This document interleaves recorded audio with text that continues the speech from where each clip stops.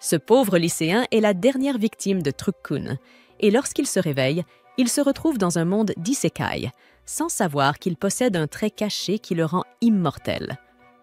L'histoire commence dans un monde médiéval d'isekai, où un lycéen nommé Ryu est allongé dans un chalet vide. La cabane ne contient aucun meuble, à l'exception de 2 livres et d'un couteau laissé sur la table. Ryu se lève, ignore ces 3 objets et sort prendre un peu d'air frais. Il regarde autour de lui et ne voit rien d'autre que de hautes montagnes à perte de vue. Il observe alors ses mains et récite la formule * O, viens à moi *, ce qui provoque l'apparition magique d'un petit jet d'eau qui éclabousse dans sa main. Tout a commencé quelques jours plus tôt, lorsque Ryu s'est soudain retrouvé dans un vide blanc et infini. Alors qu'il commence à se demander où il se trouve, l'ange régnant sur ce royaume apparaît et, lisant ses pensées, lui assure que ce lieu n'est pas l'au-delà.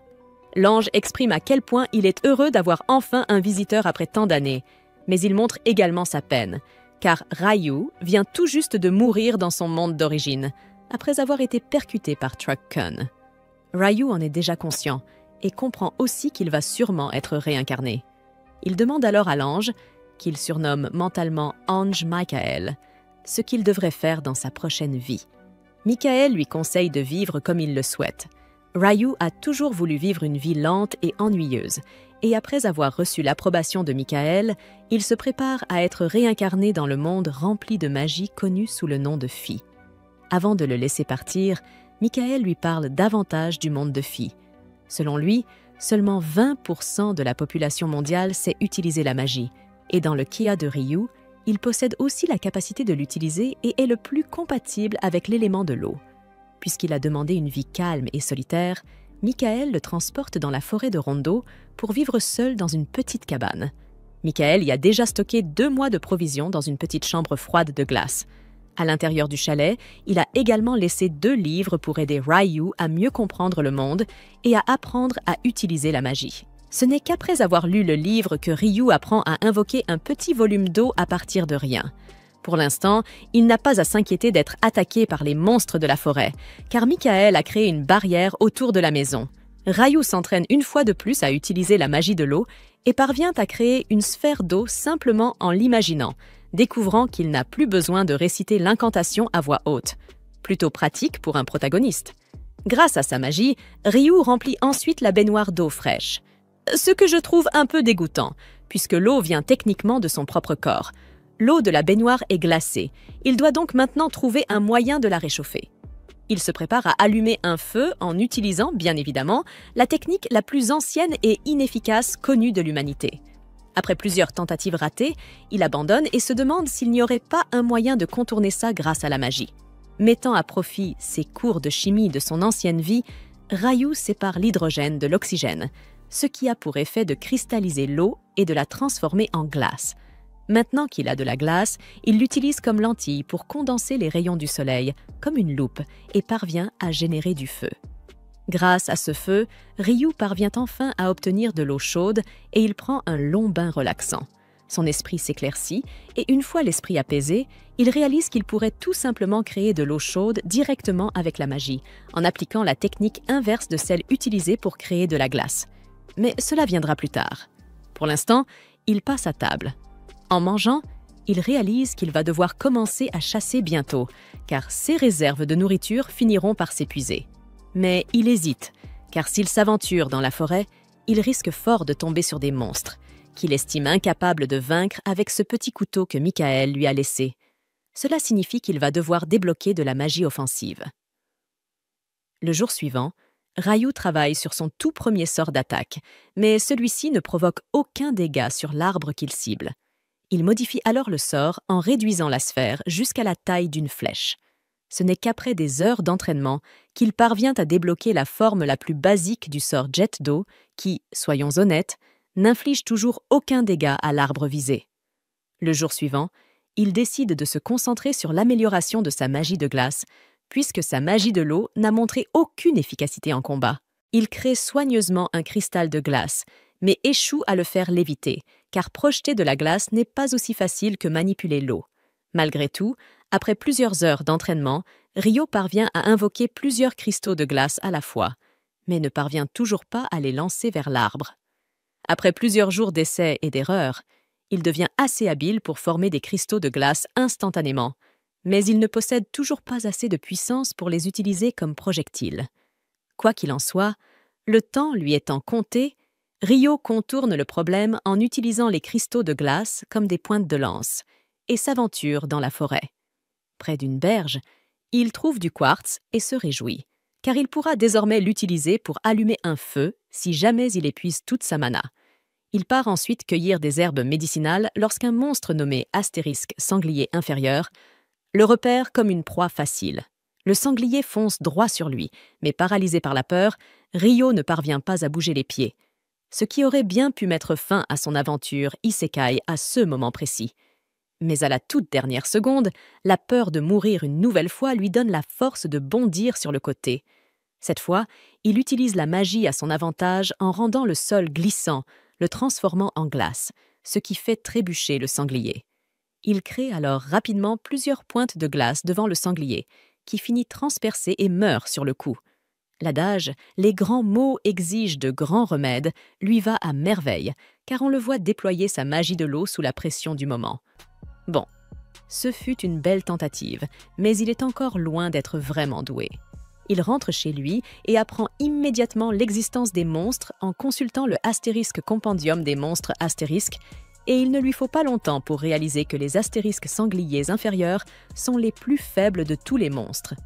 Il prend son temps pour lire le livre afin de découvrir d'autres créatures qu'il pourrait rencontrer, car sa vie supposément lente ne semble plus si paisible que ça. Il lit la page consacrée aux dragons, et tout ce que le livre lui recommande, c'est que s'il en voit un, il doit courir. Pas qu'il ait une chance de le distancer, il va mourir quand même. Mais il faut essayer de courir. Il tourne la page suivante qui parle d'un Akuna. Pour ce monstre-là, il n'a même pas besoin de courir. Il doit juste prier pour ne jamais en croiser. Le livre ne semble pas très rassurant, mais il continue à lire. On pourrait croire que sa mésaventure de chasse précédente l'aurait découragé, mais un garçon ne peut pas rester enfermé éternellement. Ainsi, le jour suivant, il se prépare. La journée commence plutôt bien lorsqu'il découvre un arbre chargé de fruits. Dès la première bouchée, il a l'impression que cela compense tout le stress vécu la veille. C'est tout simplement délicieux.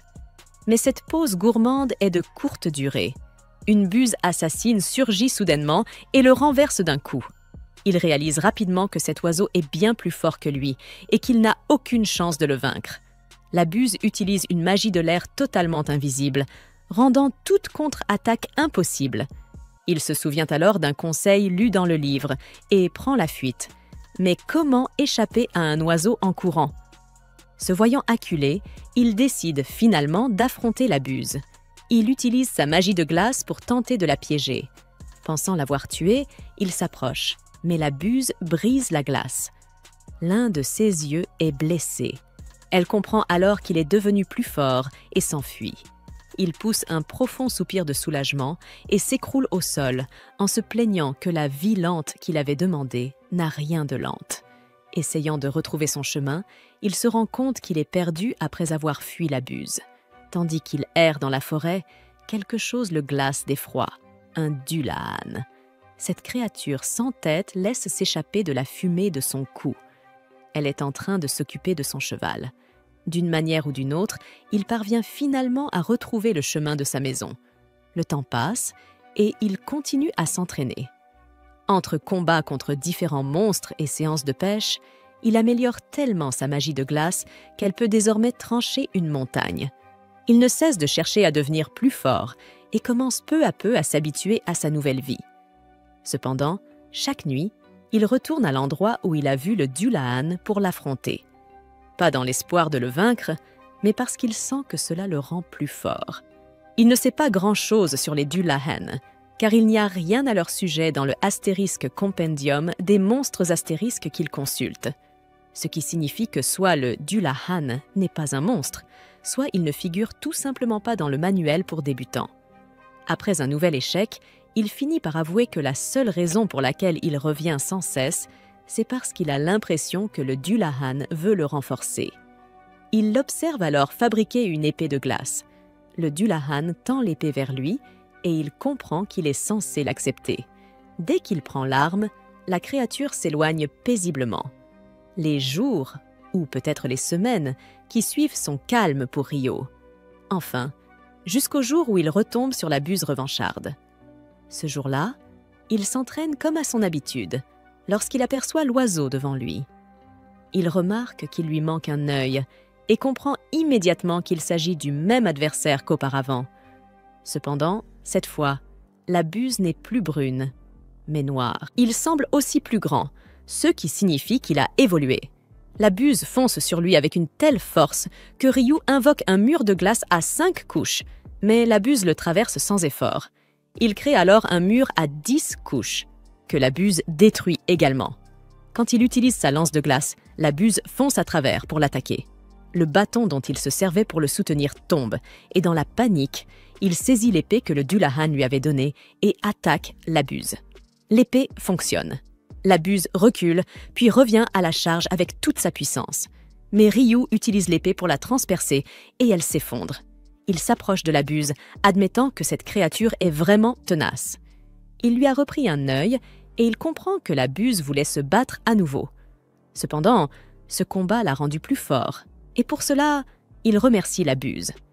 Il admet aussi que cette dernière avait évolué uniquement pour l'affronter. Alors il lui accorde un moment d'honneur en la laissant mourir de sa main. Il retire son épée et la buse meurt. Il poursuit son chemin, ignorant qu'un dragon se trouve à proximité. Le dragon s'approche et lui parle. Il est stupéfait d'entendre la voix d'un dragon. Le dragon s'étonne qu'un humain puisse posséder un tel pouvoir. Alors Ryu lui montre l'épée. Le dragon la reconnaît comme étant l'épée du roi des fées et lui demande ce qu'il a bien pu faire à ce roi pour recevoir un tel cadeau. Mais Ryu l'ignore lui-même. Une fois ces questions terminées, le dragon interroge Ryu à son tour. Ils discutent jusqu'à ce qu'il se fasse tard avant que le dragon n'annonce son départ. Avant de partir, Ryu se présente et le dragon dit s'appeler Luin. Ryu vit littéralement une vie agréable dans ce nouveau monde, au point que l'ange qui l'a réincarné vérifie à nouveau sa tablette et se rend compte qu'il a manqué quelque chose d'important. Ryu possède en réalité une capacité cachée dans ce monde que l'ange n'avait pas détectée car le précédent réincarné n'en était pas doté. Il s'agit du pouvoir de la jeunesse éternelle. Comment Ryu va-t-il utiliser ce pouvoir? Et qu'est-ce que cela signifie pour lui? Sur la rive, un étrange garçon aux cheveux rouges est allongé sur le sable. De bon matin, Ryu part en chasse sur le rivage pour récolter quelques fruits de mer, mais tombe sur une épave, complétant ainsi sa propre version du mythe de Robinson Crusoe. Près du bateau échoué, il découvre le corps d'un homme. Après avoir vérifié son pouls, il réalise que son âme a définitivement quitté ce monde. C'est alors qu'il remarque un autre homme, du nom d'Abel, de l'autre côté de l'épave. Heureusement, celui-ci est encore en vie et respire. Petit flashback. Abel et quelques autres personnes voyageaient à bord de ce bateau quand une violente tempête a éclaté sans prévenir. Au cœur de cette tempête, un gigantesque poulpe titanesque a attaqué l'embarcation, la brisant en deux et causant la noyade de tous les passagers. Par chance, le drame s'est produit près de la côte, ce qui a permis à certains corps de s'échouer ici. Actuellement, Ryu a ramené Abel, toujours inconscient, chez lui, puis est sorti pour faire quelques tâches ménagères. Pendant ce temps, Abel se réveille et se demande où il se trouve. En sortant de la maison, il découvre un véritable jardin fleuri et un sentier de pierre menant à la forêt, le tout aménagé par Ryu lui-même. Ce dernier arrive à ce moment-là, heureux de voir qu'Abel va bien, même s'il ignore totalement qui il estimate Abel, de son côté, est stupéfait de ne pas avoir senti la présence de Ryu du tout. Aurait-il une compétence lui permettant de dissimuler sa présence ou de scanner les alentours? Quoi qu'il en soit, ce qui le dérange le plus, c'est l'attitude de Ryu, visiblement à fond dans son délire de Robinson Crusoe. Il a bien envie de lui demander s'il vit comme un paysan sans vêtements, mais se retient pour ne pas donner une mauvaise impression lors de leur première rencontre. À la place, il se présente poliment, exprime sa gratitude et remercie Ryu, pensant que ce dernier lui a sauvé la vie. Ryu lui répond qu'il ne mérite aucun éloge. Tout ce qu'il a fait, c'est le transporter jusqu'à sa maison. Cela dit, il devient soudain plus sérieux et lui annonce la triste nouvelle. Tous les autres sont morts. Abel lui dit de ne pas se sentir coupable pour eux, révélant que les autres passagers étaient en réalité des contrebandiers. Alors qu'il s'apprête à en dire plus, son ventre gargouille, ce qui pousse Ryu à lui proposer de continuer la conversation autour d'un déjeuner. Maintenant qu'ils font un peu plus connaissance, Abel demande à Ryu s'il ne possède vraiment aucun vêtement. Ryu lui explique calmement qu'il ne peut pas en fabriquer, car il n'a pas les matériaux nécessaires, comme du fil ou du tissu. Abel, en réponse, fait remarquer que Ryu pourrait tout simplement acheter des vêtements dans une ville voisine. Mais il se ravise immédiatement. Si Ryu vit comme un ermite sacré en exil, c'est sans doute parce qu'il n'a pas d'argent. D'ailleurs, Abel ne sait même pas où il se trouve. Il suppose seulement qu'il y a des villes aux alentours. Ryu lui explique alors la réalité. Il n'y a aucune ville à proximité. C'est bien pour ça qu'il est obligé de vivre ainsi, en autosuffisance. Intrigué, Abel lui demande comment il fait pour se nourrir et se débrouiller au quotidien. Et il reste bouche bée lorsque Ryu lui révèle qu'il est un magicien de l'eau. Impressionné, Abel lui confie que, d'après ses connaissances, seuls 50% des gens dans la province centrale savent utiliser la magie. Ce commentaire agace Ryu, qui croyait être plus exceptionnel que ça. L'ange Michel lui avait pourtant dit que seulement 20% de la population possédait un tel don. Quoi qu'il en soit, Abel veut vérifier quelque chose. Il demande donc à Ryu de l'emmener à nouveau sur les lieux de l'épave. Mais une fois arrivé sur la côte, surprise, il n'y a plus aucun cadavre. Ryu suppose que la mer les a emportés, ou que des monstres ont dévoré les corps. Cela signifie que si Ryu n'avait pas sauvé Abel, ce dernier aurait sans doute fini de la même manière. Reconnaissant, Abel lui dit qu'il lui est encore plus redevable maintenant. Même s'ils sont des étrangers l'un pour l'autre, Ryu est pour lui un véritable ami.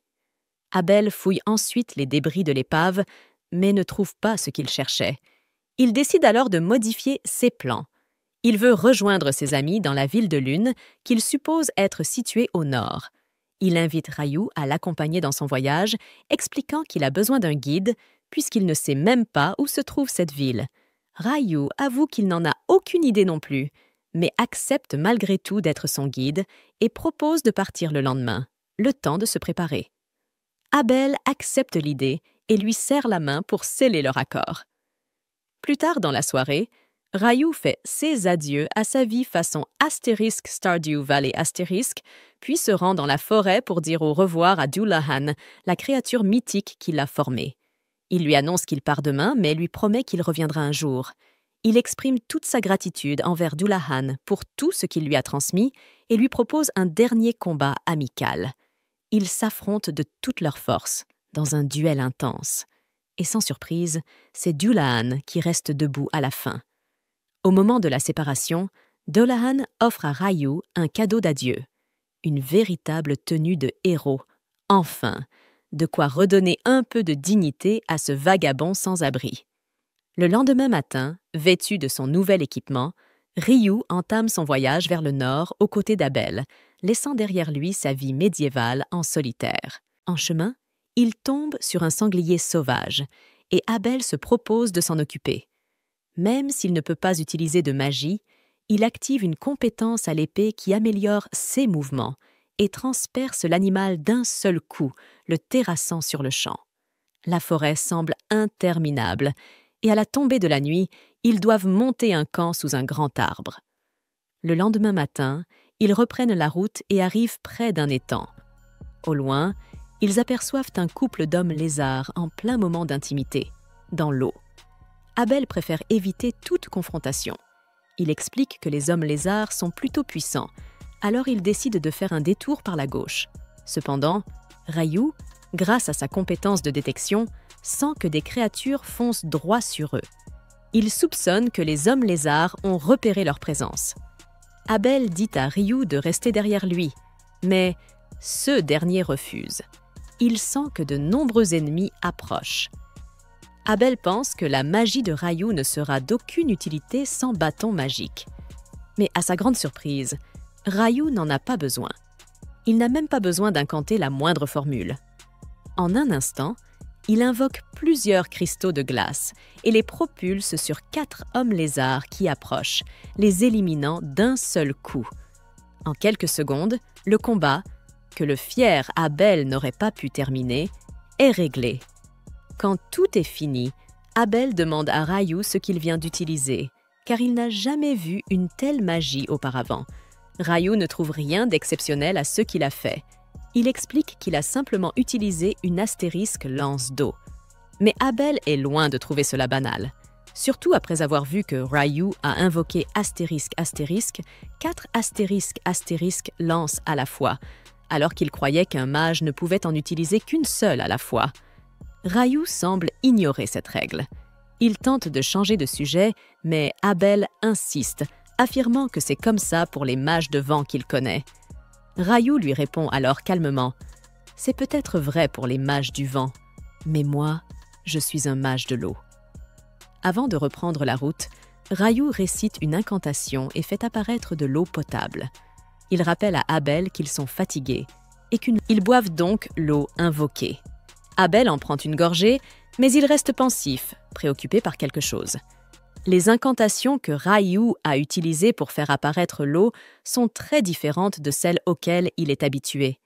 Mais Ryu ne semble pas vouloir en discuter. Ils reprennent leur route et à mesure qu'ils approchent de Luna, Abel tend à Ryu une pièce de monnaie qu'il pourra utiliser là-bas. Ryu est fou de joie. C'est la première fois qu'il tient de l'argent depuis son arrivée dans ce monde. Voyant son enthousiasme, Abel lui explique qu'il existe plusieurs devises comme celle-ci. Celle qu'il lui a donnée est la monnaie du royaume de Knightly, un royaume dont Luna est membre. Il lui apprend aussi que ce royaume est composé de 3 grandes cités, Luna, la Fédération d'Andalio et l'Empire de Debuhi.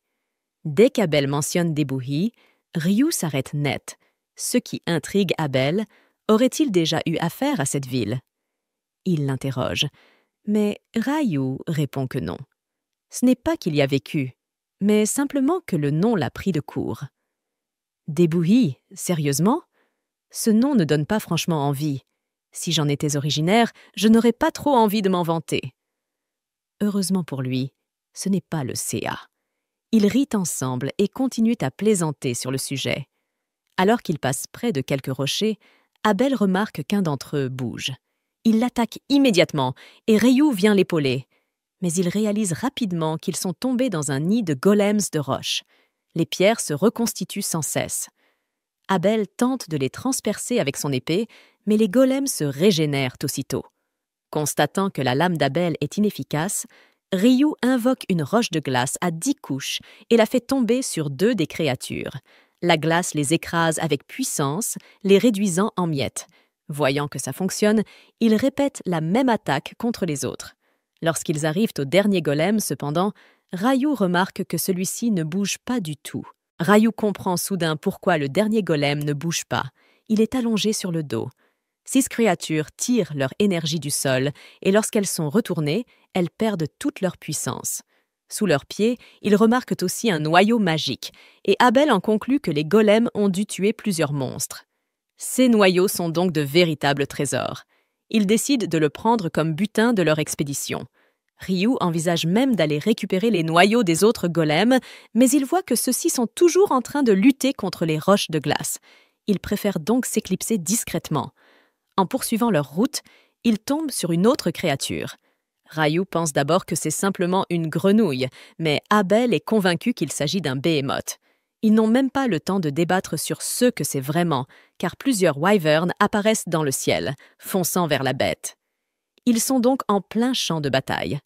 Heureusement, le behemoth, bien qu'assailli, se défend farouchement. Il ne compte pas se laisser abattre aussi facilement. Ils ont vu juste. La créature riposte avec de la magie et parvient à vaincre ses agresseurs ailés. Ryu est émerveillé par toutes les choses incroyables qu'ils ont vues en si peu de temps. Ce soir-là, ils allument un feu de camp et discutent. Ryu taquine Abel. « J'ai cru un instant que tu allais affronter le behemoth aussi. J'étais prêt à regarder le round 2, bien confortablement. Ce garçon est diablement moqueur. Mais ce n'est qu'une blague. » Ils parlent ensuite de la négation magique utilisée par le behemoth. une capacité qu'Abel n'avait vue auparavant que sous forme de piège dans les donjons. Le mot donjon fait aussitôt briller les yeux de Ryu.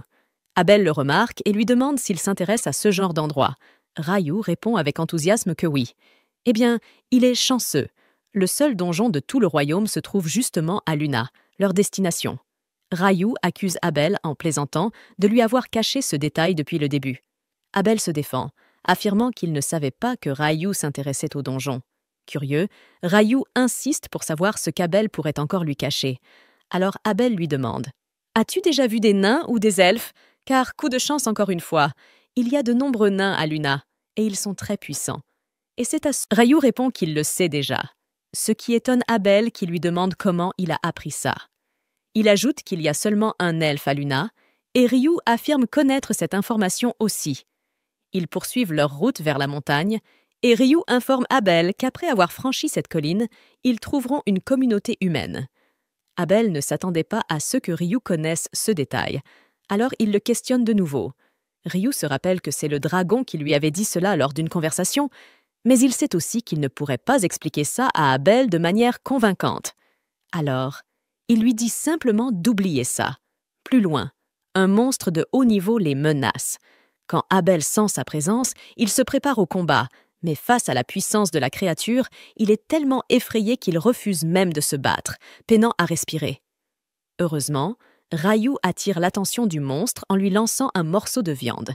Une fois que l'oiseau avale la viande, il les ignore et s'en va. Abel pousse un soupir de soulagement. Tout est fini. Il est reconnaissant que Ryu ait pu le couvrir. Ils continuent leur route, se demandant ce qui cloche dans cette région.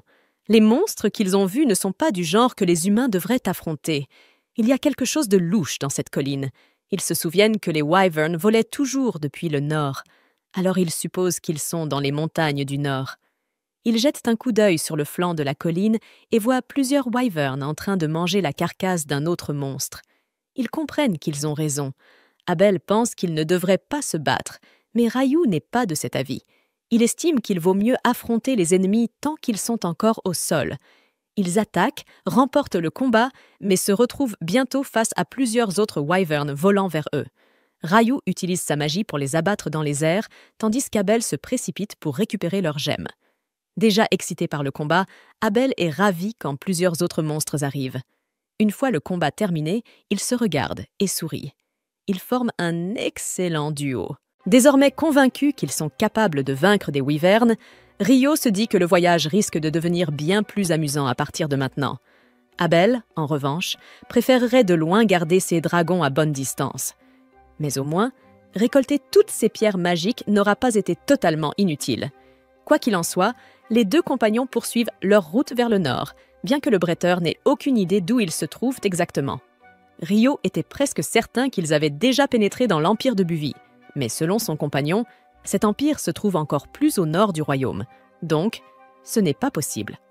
En entendant cela, Ryu pousse un soupir étrange, plus de soulagement que de déception, non pas qu'il déteste l'Empire de Buvie, mais parce qu'il ne supporte tout simplement pas ce nom ridicule, peu importe les circonstances. Finalement, ils aperçoivent une route qui, si on la suit vers l'ouest, mènerait à la ville de Kiladi, ou du moins, c'est ce qu'affirme Abel. Ryu est visiblement enthousiaste à l'idée de trouver enfin une auberge décente et de rattraper un peu de sommeil, tandis que le guerrier le taquine sur son excitation à l'idée d'affronter des wyverns quelques instants plus tôt. À cela, Ryu réplique avec une phrase classique. « Une chose est une chose, une autre chose en est une autre. » Quelques heures plus tard, ils arrivent à la guilde locale des aventuriers. Abel suggère à Ryu de s'y inscrire car une carte de guilde fait aussi office de pièce d'identité, ce qui évite de payer une taxe à chaque entrée de ville. Au passage, le rouquin rappelle à Ryu qu'il s'est porté garant pour lui et qu'il a payé une pièce d'argent à leur arrivée, ici. Et honnêtement, le mage soupçonnait déjà un coup louche. Un de ces scénarios où quelqu'un paie sans arrêt ta part et, sans t'en rendre compte, tu deviens son serviteur à vie. Voyant que le gamin n'a peut-être pas toute sa tête, Abel remet en question sa santé mentale et lui assure qu'il est quelqu'un de bien. Le mage, quant à lui, le remercie avec ironie d'avoir le privilège de voyager avec un héros si vertueux. Abel ajoute que la guilde paie grassement les pierres magiques et les matériaux issus de monstres. Sinon, Il faudrait être alchimiste pour pouvoir en faire usage soi-même. Le sujet de l'alchimie pique l'intérêt de Ryo jusqu'à ce qu'une assiette de riz au curry, commandée par son ami, arrive à leur table. Le mage la regarde comme s'il venait de découvrir un trésor perdu depuis des siècles. À ses yeux, le curry est un incontournable de toute histoire de réincarnation. Sauf que, d'habitude, le héros doit traverser 1000 épreuves pour en recréer la recette. Mais ici, à Faille, il semble déjà exister. Toujours plus inquiet pour la santé mentale de son compagnon, Abel le presse de manger avant que cela ne refroidisse. Obéissant, Ryo prend une bouchée, puis ne peut plus s'arrêter d'engloutir son plat. Une fois terminé, il en commande un autre, puis demande s'il y a du curry à Luntu. Quand son ami lui répond que oui, le jeune mage de l'eau est encore plus motivé à poursuivre le voyage. Le lendemain même, alors qu'il quitte Kailadi, Ryo continue de parler du curry sans s'arrêter. Et comme son partenaire ne lui avait rien dit sur cette spécialité locale, il exige désormais de connaître tous les desserts disponibles dans la région, histoire de ne plus rien rater. Le temps passe, et le duo poursuit son voyage à travers le nord du continent. Après une courte pause déjeuner, ils traversent de vastes terres et approchent enfin de Lune, leur destination tant attendue, entourée de splendides champs de blé doré. À la porte de la ville, un garde nommé Nimour reconnaît Abel, abasourdi de le voir en vie. Il pensait que le bretteur avait disparu pour de bon. Abel lui explique qu'il a bien disparu en quelque sorte, mais que sa vie a été sauvée par l'homme qui se tient à ses côtés. Nimour souhaite chaleureusement la bienvenue à Ryo, et après qu'Abel ait payé les frais d'entrée, ils franchissent les portes de la ville. À l'intérieur, Abel juge préférable d'aller directement à la guilde. Comme il est accompagné de Ryo, le mage pourrait peut-être être inscrit à un rang plus élevé que la normale. D'ordinaire, les aventuriers débutent au rang F, mais lorsqu'on est recommandé par un aventurier de rang B ou plus, on peut commencer au rang E, voire directement au rang B. Plus le rang est élevé, plus les missions sont difficiles, mais aussi mieux payées. Cela dit, le guerrier doute que le mage ait un jour à se soucier d'argent. Ryo demande si les matériaux qu'ils ont récoltés valent vraiment autant. Son compagnon lui explique qu'ils sont en réalité assez rares sur le marché. Les vendre tous d'un coup ferait chuter les prix, mais Abel est confiant que le maître de la guilde saura gérer cela intelligemment. Finalement, ils arrivent à la guilde des aventuriers, où Abel est immédiatement reconnu et acclamé par tous ceux qui s'y trouvent. Ryo observe la foule qui s'agglutine autour d'Abel comme s'il était une véritable célébrité, et décide de rester dehors pour ne pas interrompre cette séance d'autographes improvisés. Alors qu'il s'éloigne, une elfe qui passait par là l'arrête, attirée apparemment par sa tenue. Un vêtement qui vient tout droit du roi des fées lui-même. Elle remarque que le roi devait vraiment l'apprécier pour lui offrir un tel cadeau, ce qui la pousse à penser que Ryo est sans doute quelqu'un d'intéressant. Avant de partir, elle lui dit qu'elle espère qu'ils se reverront un jour. C'est à ce moment-là qu'Abel passe la tête par la porte et appelle son partenaire à revenir, tout en l'encensant devant les autres aventuriers. Il déclare haut et fort qu'il serait mort sans les actions héroïques de ce jeune mage de l'eau, et que tout le monde devrait se lier d'amitié avec le nouveau membre de la guilde. Sur ces mots, Abel pousse littéralement Ryo au milieu de la foule. Bien qu'un peu gêné au début, le garçon se détend rapidement, rayonnant sous l'attention inattendue. Enfin, vient le moment de passer aux formalités pour l'adhésion à la guilde. Abel informe la réceptionniste qu'il aimerait que son compagnon soit directement promu au rang D, grâce à son propre statut élevé. Cela surprend la réceptionniste, car personne des épées écarlates n'a jamais parrainé un autre aventurier auparavant. Mais Abel insiste. Ce gamin est exceptionnel. Un test officiel de puissance est donc requis. Abel demande alors s'ils peuvent en discuter directement avec le maître de la guilde, car il y a aussi d'autres choses à aborder. Ils sont escortés jusqu'à la salle de réunion, où le célèbre aventurier de Lune est accueilli par le maître de la guilde en personne, qui entre de manière théâtrale, soulagé de voir Abel vivant. Alors qu'il avait perdu tout espoir, Abel lui présente Ryo comme son sauveur. Le maître de la guilde s'avance alors, se présente sous le nom de Hugmglass et remercie chaleureusement le jeune mage pour son aide. Ryo lâche alors une réplique classique. « Vous savez comment ça va? J'étais juste au bon endroit au bon moment. » Abel exprime ensuite son souhait de parrainer Ryo pour qu'il obtienne un rang plus élevé dès son inscription, allant même jusqu'à dire que Ryo est plus fort que lui. Ce qui laisse le maître de guilde complètement abasourdi. Ils présentent ensuite les pierres magiques qu'ils ont collectées en chemin. À la vue de leur taille et de leur couleur, Hugh soupçonne qu'elles proviennent de wyvernes. Visiblement impressionné, mais aussi légèrement inquiet, Hugh craint que ces créatures volantes ne finissent par s'approcher de l'une. Mais Abel le rassure. Ce n'est pas le cas. Il les a traquées au sud des montagnes maléfiques. Intrigué, Rio demande ce qu'il en est de ces fameuses montagnes, car ni lui ni Abel ne savaient où elles se trouvaient auparavant. Abel explique qu'il l'a compris dès qu'ils ont trouvé la route menant à Kiladi.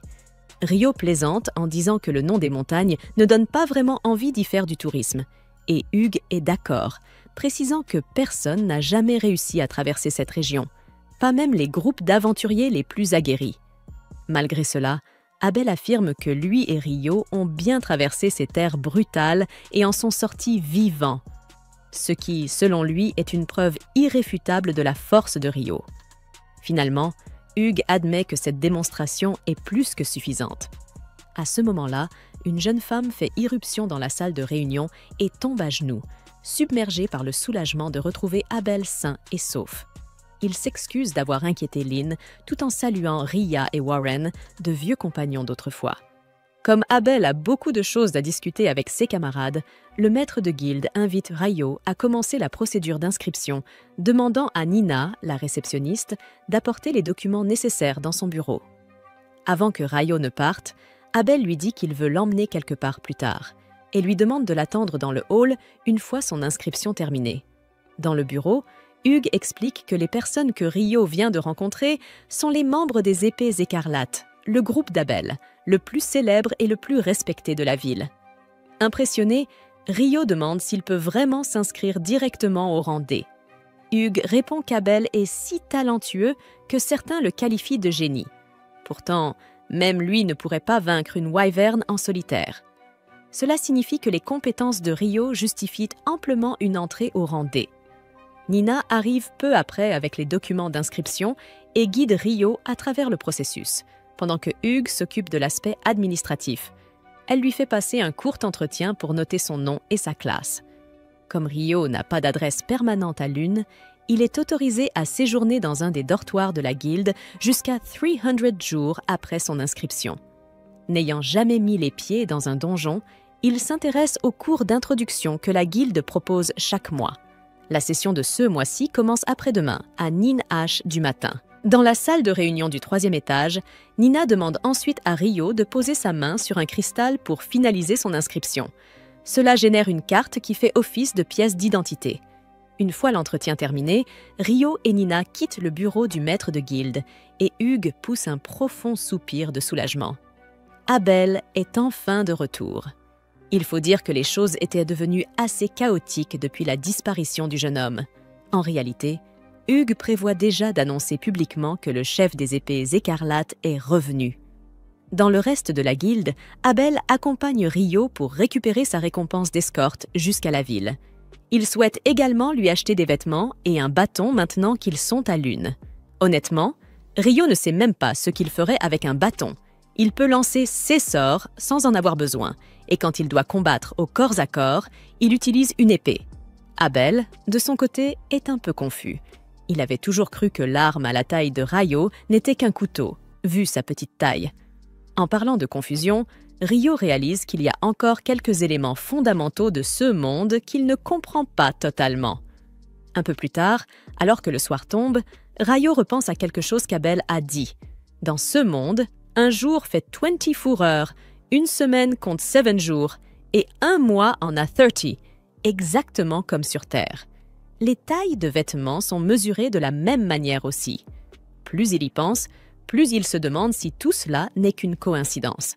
Peut-être que quelqu'un d'autre venant de la Terre a été réincarné ici il y a longtemps, influençant peu à peu les coutumes locales, surtout quand on pense qu'ils ont du curry. Presque tous les aventuriers de Lune se rassemblent pour organiser une fête en l'honneur du retour triomphal et inattendu d'Abel. Les Épées écarlates sont toutes présentes et l'ambiance est à la boisson et aux éclats de rire. Le lendemain, Rio est complètement épuisé.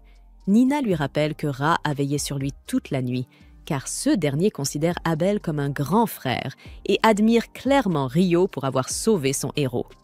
Quand Ryo arrive dans son nouveau logement fourni par la guilde, il fait la connaissance de ses colocataires de la chambre 15. Le brun s'appelle Niels, et le blond qui reste un peu en retrait se nomme Eteo. Alors que Nina retourne à l'accueil, Niels fait un commentaire sur la beauté de Nina, et Eteo ajoute que c'est une vraie compétition pour attirer l'attention des réceptionnistes. Les Bettinja n'ont clairement aucune chance. Passant à autre chose, il échange rapidement quelques mots avec Ryo, soulagé d'apprendre qu'il est plutôt sympa, contrairement à Dan de la chambre 1 qui est, selon lui, un vrai boulet. C'est alors que Nina revient soudainement. Alors qu'un nouvel aventurier fraîchement inscrit est sur le point de rejoindre leur groupe, un garçon de petite taille entre dans la pièce et se présente sous le nom d'Amon. Mills remarque aussitôt qu'il ne semble même pas assez âgé pour ça, et Amon confirme qu'il n'a que 16 ans. Malheureusement, il est orphelin. Sa famille est décédée, et il n'a eu d'autre choix que de devenir aventurier à Lune. Et Théo commente que chacun ici a, d'une manière ou d'une autre, une histoire semblable, tandis que Nina informe tout le monde qu'Amon commencera la formation au donjon dès demain, et que Ryo peut l'accompagner s'il le souhaite. Pendant ce temps, dans une réunion de l'épée écarlate, Niels est hors d'elle. Elle hurle qu'un mur de glace ne pourrait jamais être aussi épais, puisqu'ils sont toujours si fins qu'un simple coup de vent suffit à les trancher. Malgré cette explosion de colère, Abel maintient que Ryo a bel et bien invoqué un mur, un de COS murs solides et massifs. Mais la jeune femme riposte en affirmant que ce genre de magie ne peut être lancé qu'à proximité de l'utilisateur, pas à distance, comme ce garçon le prétend. Abel est clairement pris de court par la colère de sa partenaire, tandis que Lia lui dit de se calmer. Après tout, c'est ainsi que ce gars-là l'a vu. Point final. Toujours pas convaincu, Niels évoque cette histoire insensée de lance de glace qui transperce les wyvernes. Ce qui est tout bonnement impossible, puisqu'elles sont protégées par une barrière de vent qui repousse la magie. Cette fois, le chef admet que la barrière existe bel et bien, mais affirme qu'il a vu de ses propres yeux ces dragons transpercés par des pics. Lia fait alors remarquer que la seule personne dont elle ait jamais entendu dire qu'elle pouvait faire un truc pareil, c'était le légendaire mage infernal. Abel enchaîne en rappelant que ce mage a réduit en cendres 1000 soldats impériaux d'un seul sort, qu'il a transformé une wyvern en poussière avec une seule incantation, et qu'il a rayé une ville entière de la carte en un seul souffle magique. En résumé, si leur camarade dit vrai, Lia pense que ce Ryo est vraiment incroyable. Mais elle n'ose pas imaginer les dégâts qu'il pourrait causer s'il se rangeait un jour du côté de l'Empire. Et Niels admet que ce n'est pas une hypothèse à exclure, mais Abel les rassure immédiatement. Jamais ça n'arrivera. Ce gamin-là déteste plus que tout au monde. Quelques jours plus tard, Ryo et Amon terminèrent enfin leur formation express sur l'exploration de donjons pour les nuls. Leur instructeur leur annonça qu'ils allaient pénétrer dans le premier niveau d'un donjon dès cet après-midi. Amon, visiblement tendu, n'était pas rassuré à l'idée d'entrer dans un donjon, mais Ryo tenta de le détendre, lui disant que s'il commençait à stresser maintenant, il serait épuisé bien avant d'y arriver. L'instructeur demanda alors si quelqu'un avait des questions, et Ryo leva la main pour demander s'il existait un moyen de voyager instantanément vers les étages déjà explorés. L'homme parut impressionné. Seuls les aventuriers expérimentés posaient ce genre de questions. Il expliqua qu'il existait dans certaines régions du Sud des donjons équipés de systèmes de téléportation entre points de passage. Mais celui de Lune, malheureusement, n'en possédait pas. Après cela, le groupe fut guidé jusqu'au donjon, situé en plein cœur de la ville. L'instructeur expliqua que la cité avait été construite autour de ce donjon et que tous les quelques années, la population de monstres en son sein augmentait soudainement, au point que certains atteignaient parfois la surface. Il ajouta que les murs entourant le donjon servaient à protéger les civils de COS créatures tout en rassurant les nouveaux venus. Aucun risque de vague de monstres pour le moment. Bientôt, ils atteignirent le premier étage du donjon, une zone sécurisée, sans la moindre présence de monstres. L'instructeur annonça alors que chacun était libre d'explorer ce niveau, à condition de rester près de l'entrée. Ryo et Amon firent équipe. Rapidement, Ryo sentit une présence s'approcher.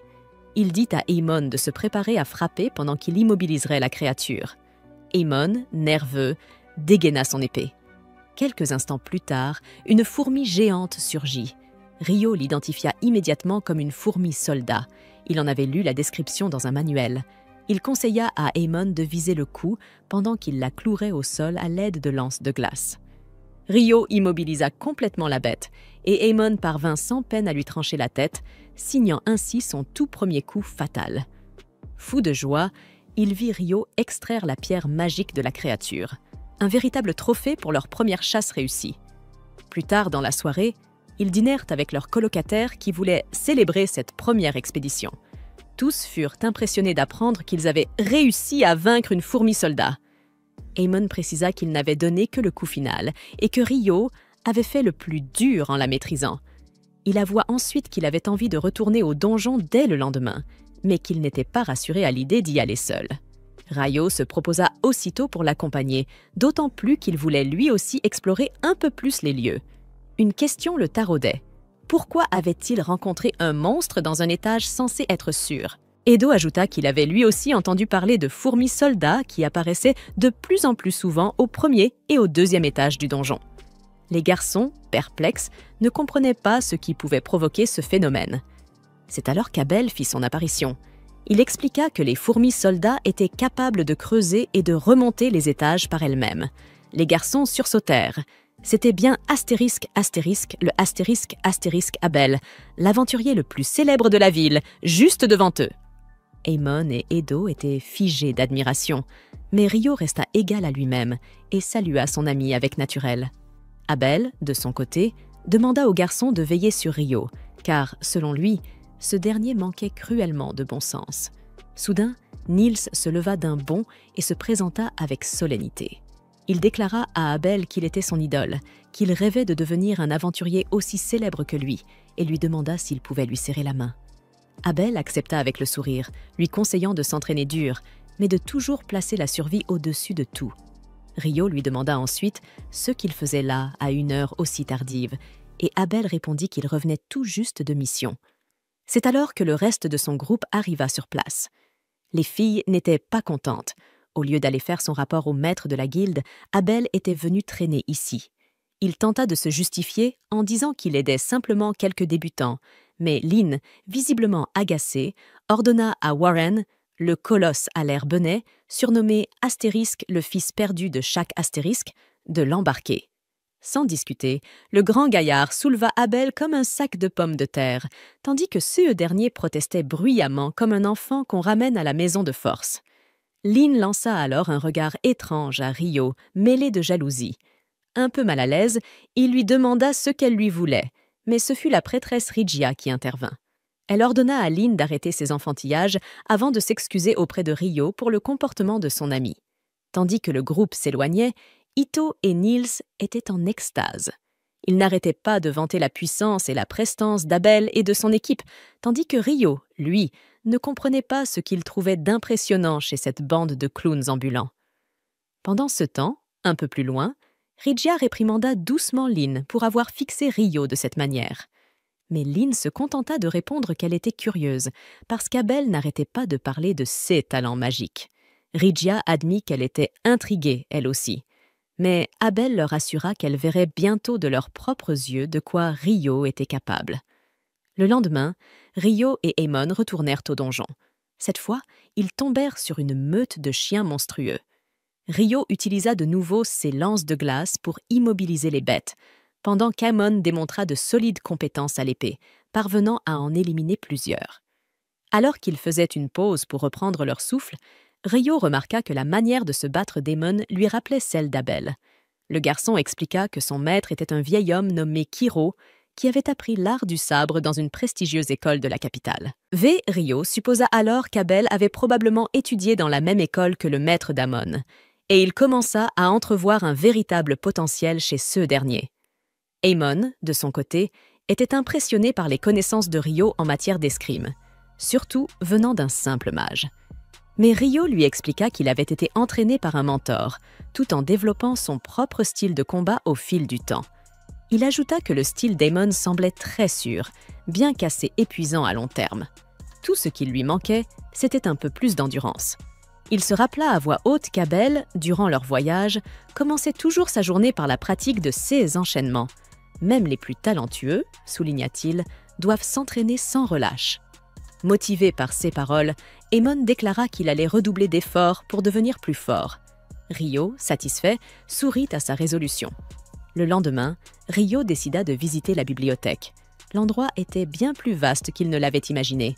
« C'est ce qu'elle a dit astérisque », pensa-t-il intérieurement avec ironie. Quoi qu'il en soit, il demanda à la bibliothécaire de l'orienter vers la section dédiée à l'alchimie. Elle le guida vers une étagère remplie de manuels pour débutants. Mais face à la quantité écrasante de livres, Ryo se sentit vite dépassé. Il décida alors de sortir un moment pour prendre l'air. Soudain, la ville fut plongée dans l'obscurité totale. Une éclipse solaire venait de commencer. Ryo leva les yeux pour l'observer, sans protection, comme son oncle qui, désormais, ne voit plus grand-chose. Mais une seconde à peine plus tard, il sentit que quelque chose clochait. Autour de lui, tout avait disparu. La foule s'était volatilisée. L'atmosphère elle-même semblait différente, oppressante, irréelle. Un frisson lui parcourut l'échine. Il sentit une attaque arriver dans son dos. Assez rapide pour réagir, il érigea un mur de glace juste à temps pour bloquer une puissante rafale de flammes. Il se retourna, prêt à se défendre, et aperçut une silhouette féminine s'approcher, avec la nonchalance d'un personnage tout droit sorti de Astérisque GTA Mach 4 Astérisque.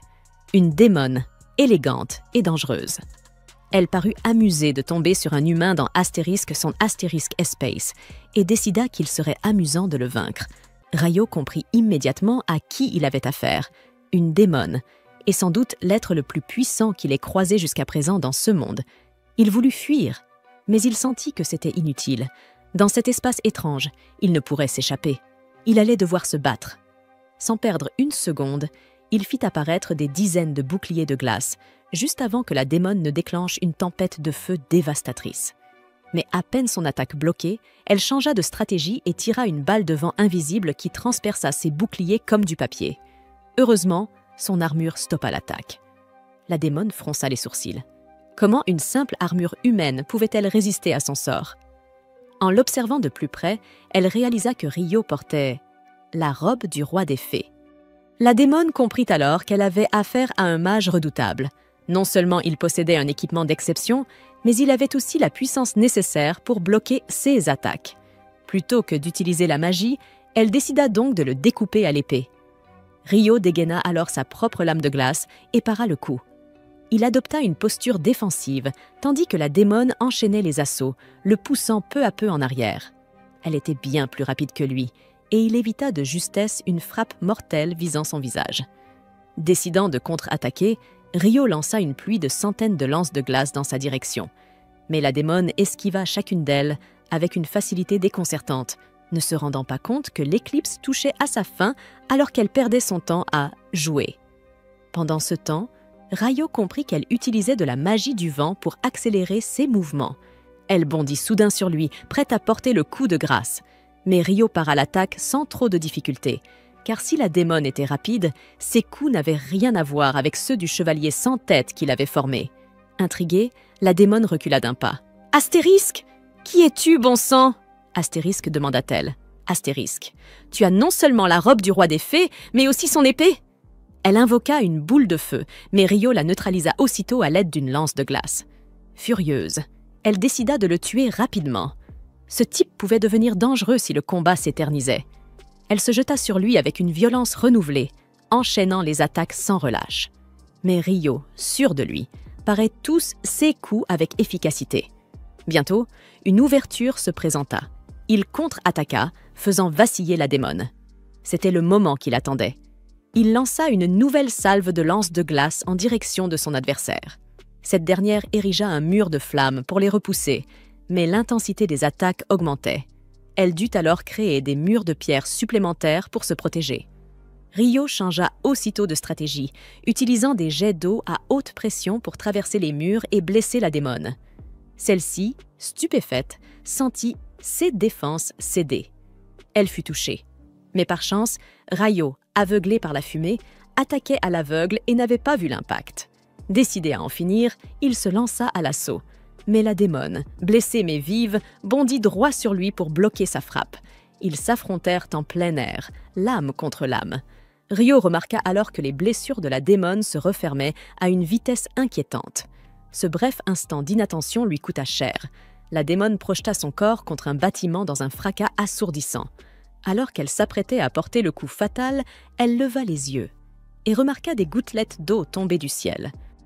Elle fut d'abord surprise par ces gouttes, mais l'une d'elles toucha sa joue et la brûla. Elle hurla de douleur. L'eau était plus chaude que le point d'ébullition. Sans perdre une seconde, elle se recroquevilla dans une sphère de roche, se protégeant tant bien que mal de cette pluie infernale. Pendant ce temps, Rio redescendit lentement vers le sol. Soudain, la démone relâcha une puissante magie de feu, faisant exploser tout autour d'elle dans un déluge de flammes. Elle s'avança d'un pas menaçant vers Raio, mais l'éclipse touchait à sa fin, et dès que la lumière du soleil toucha son épée, celle-ci se désintégra. La démone s'arrêta, l'air contrarié. « Astérisque. On ne pourra pas terminer ce combat aujourd'hui, déclara-t-elle. « Astérisque ? Alors fiche-moi la paix, Astérisque, répondit Rio, visiblement agacée. Elle ne sembla pas le prendre mal. Un sourire amusé aux lèvres, elle se présenta enfin. « Moi, c'est Léonore. » Et toi, Rio, lui donna son prénom, tout en lui faisant bien comprendre qu'il ne voulait rien savoir de plus à propos d'une démone. Léonore sembla surprise qu'il connaisse l'existence des démons. « J'aurais dû te tuer pendant que j'en avais encore l'occasion, » dit-elle. Au lieu de m'amuser, elle s'éloigna lentement avant de lui lancer un dernier avertissement. « Astérisque, nous nous reverrons. Mais il est aussi possible que tu croises un autre démon avant moi. Alors ne meurs pas, car la prochaine fois, je serai bien plus forte et je t'achèverai moi-même. » Rio, choqué, resta sans voix. Puis, l'éclipse prit fin. En un instant, le monde redevint normal, comme si rien ne s'était passé. Rio, encore sous le choc, se sentait étrange. Il décida de se changer les idées. Il irait acheter quelques livres, puis se reposer. Il passa d'abord par la banque pour retirer l'argent gagné en vendant les pierres magiques du Wyvern, puis retourna à son dortoir pour saluer ses amis. Mais il constata rapidement qu'ils n'étaient pas là. Alors qu'il s'apprêtait à repartir, il les aperçut entourés d'un groupe d'aventuriers en train de les intimider. Niels et Ido crièrent à la lâcheté, accusant leur agresseur de les avoir attaqués alors qu'ils étaient blessés. Mais le chef des brutes, un certain Dan, répliqua froidement « Vous pourrez dire la même chose quand ce seront des monstres qui vous prendront par surprise dans un donjon et que vous y laisserez votre peau. » Mais soudain, ces sbires tombèrent au sol, assommés net. Rio venait de les attaquer par derrière. « Tu as parfaitement raison, » dit-il en s'adressant à Dan. « Mais tu devrais peut-être écouter tes propres conseils de temps en temps. » Il fit alors un pas en avant. « Alors, t'es prêt à fuir maintenant que tes copains sont à terre ?» Dan n'attendit pas la fin de la phrase. Il fonça vers Rio, le poing levé. Mais Rio se contenta de se décaler d'un pas et lui enfonça la garde de son épée en plein estomac. Dan vomit instantanément son petit déjeuner. Sans lui accorder plus d'attention, Rio s'agenouilla auprès de ses amis pour les soigner. « Vous avez besoin de plus d'endurance, » leur dit-il calmement. « Comme ça, la prochaine fois, aucun idiot dans son genre ne pourra vous prendre par surprise.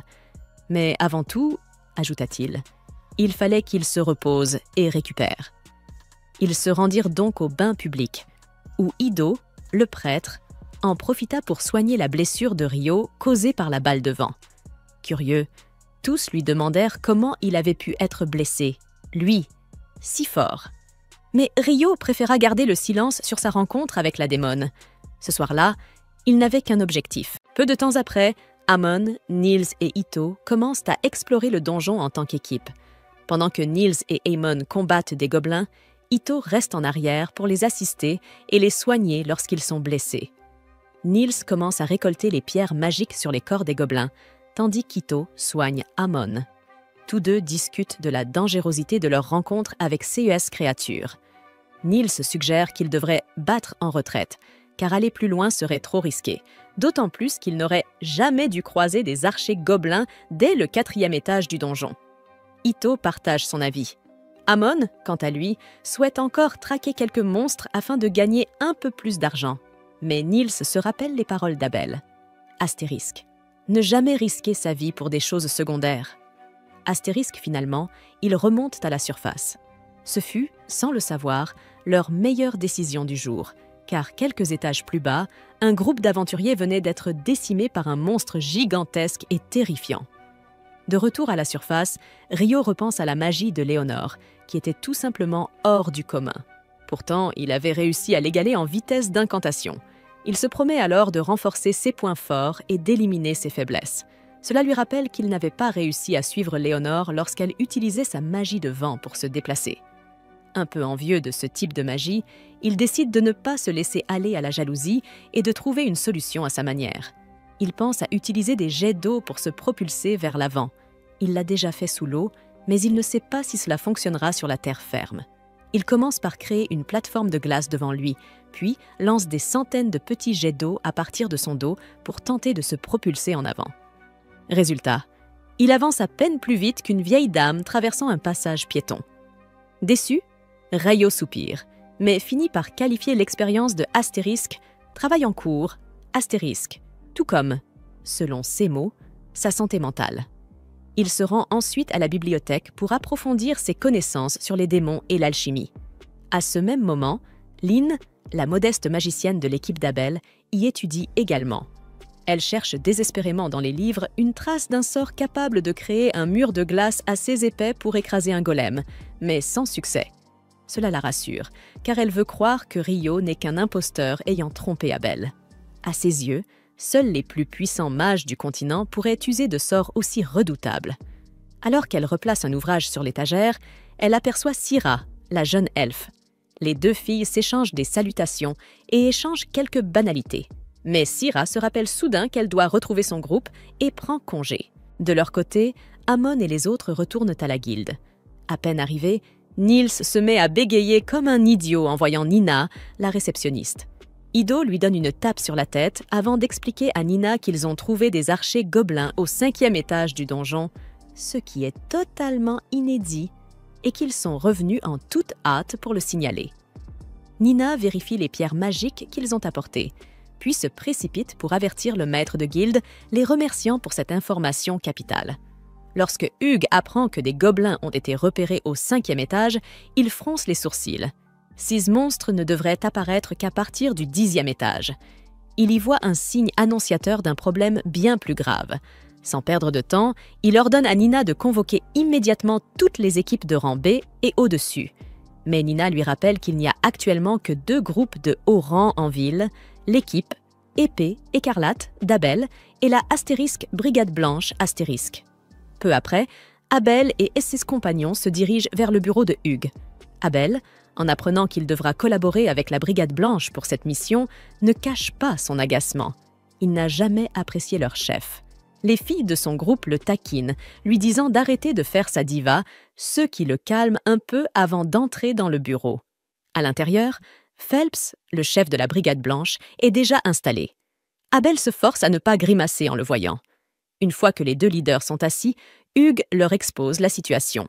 Des gobelins ont été découverts au 5e étage du donjon et l'information est confirmée. Il leur annonce que l'épée écarlate et la astérisque Brigade blanche astérisque devront explorer le donjon ensemble pour vérifier s'il y a des signes d'une potentielle éclosion de monstres. Il leur rappelle que la dernière éclosion a eu lieu il y a 10 ans, et bien que cela semble prématuré, la possibilité d'un nouvel incident ne peut être écartée. Pour cette mission, il leur offre une avance de 100 pièces d'or et promet 200 pièces supplémentaires une fois la mission achevée. Mais Abel, méfiant, lui demande si leur tâche se limite simplement à une mission d'enquête. Hugues confirme, mais alors Phelps intervient. « Et si l'éclosion a déjà commencé, que devons-nous faire ?» Le maître de guilde répond sans hésiter. « Dans ce cas, vous remontez immédiatement à la surface.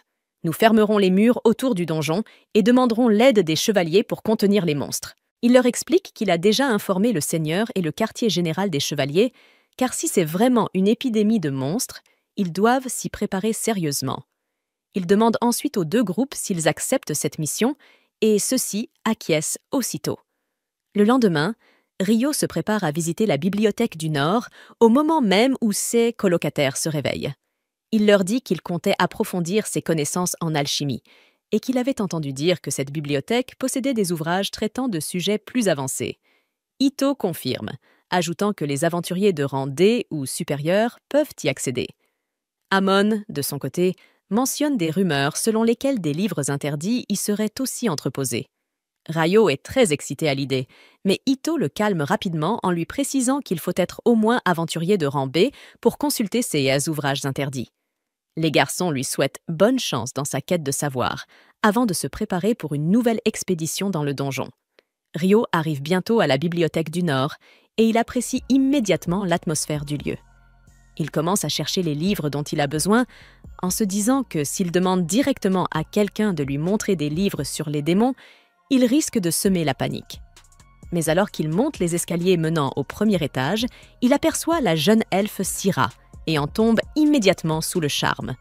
Pendant ce temps, Hugh et les 2 groupes d'élite arrivent aux portes du donjon. Alors qu'ils s'apprêtent à les ouvrir, Abel retient Hugh. Son instinct lui dit que quelque chose ne va pas. Il demande à Lynn d'utiliser sa magie du vent pour sonder le premier étage à la recherche de monstres. Celle-ci s'exécute immédiatement et découvre des centaines de créatures massées juste derrière la porte. La panique s'empare du groupe en entendant cela. C'est la preuve irréfutable que la grande épidémie de monstres a bel et bien commencé. Hugh donne alors l'ordre à tout le monde de battre en retraite et de contacter les chevaliers ainsi que la guilde. À la guilde, Niels et les autres remarquent l'avis annonçant la fermeture du donjon et pensent aussitôt que cela a un lien avec les archers gobelins qu'ils avaient découverts.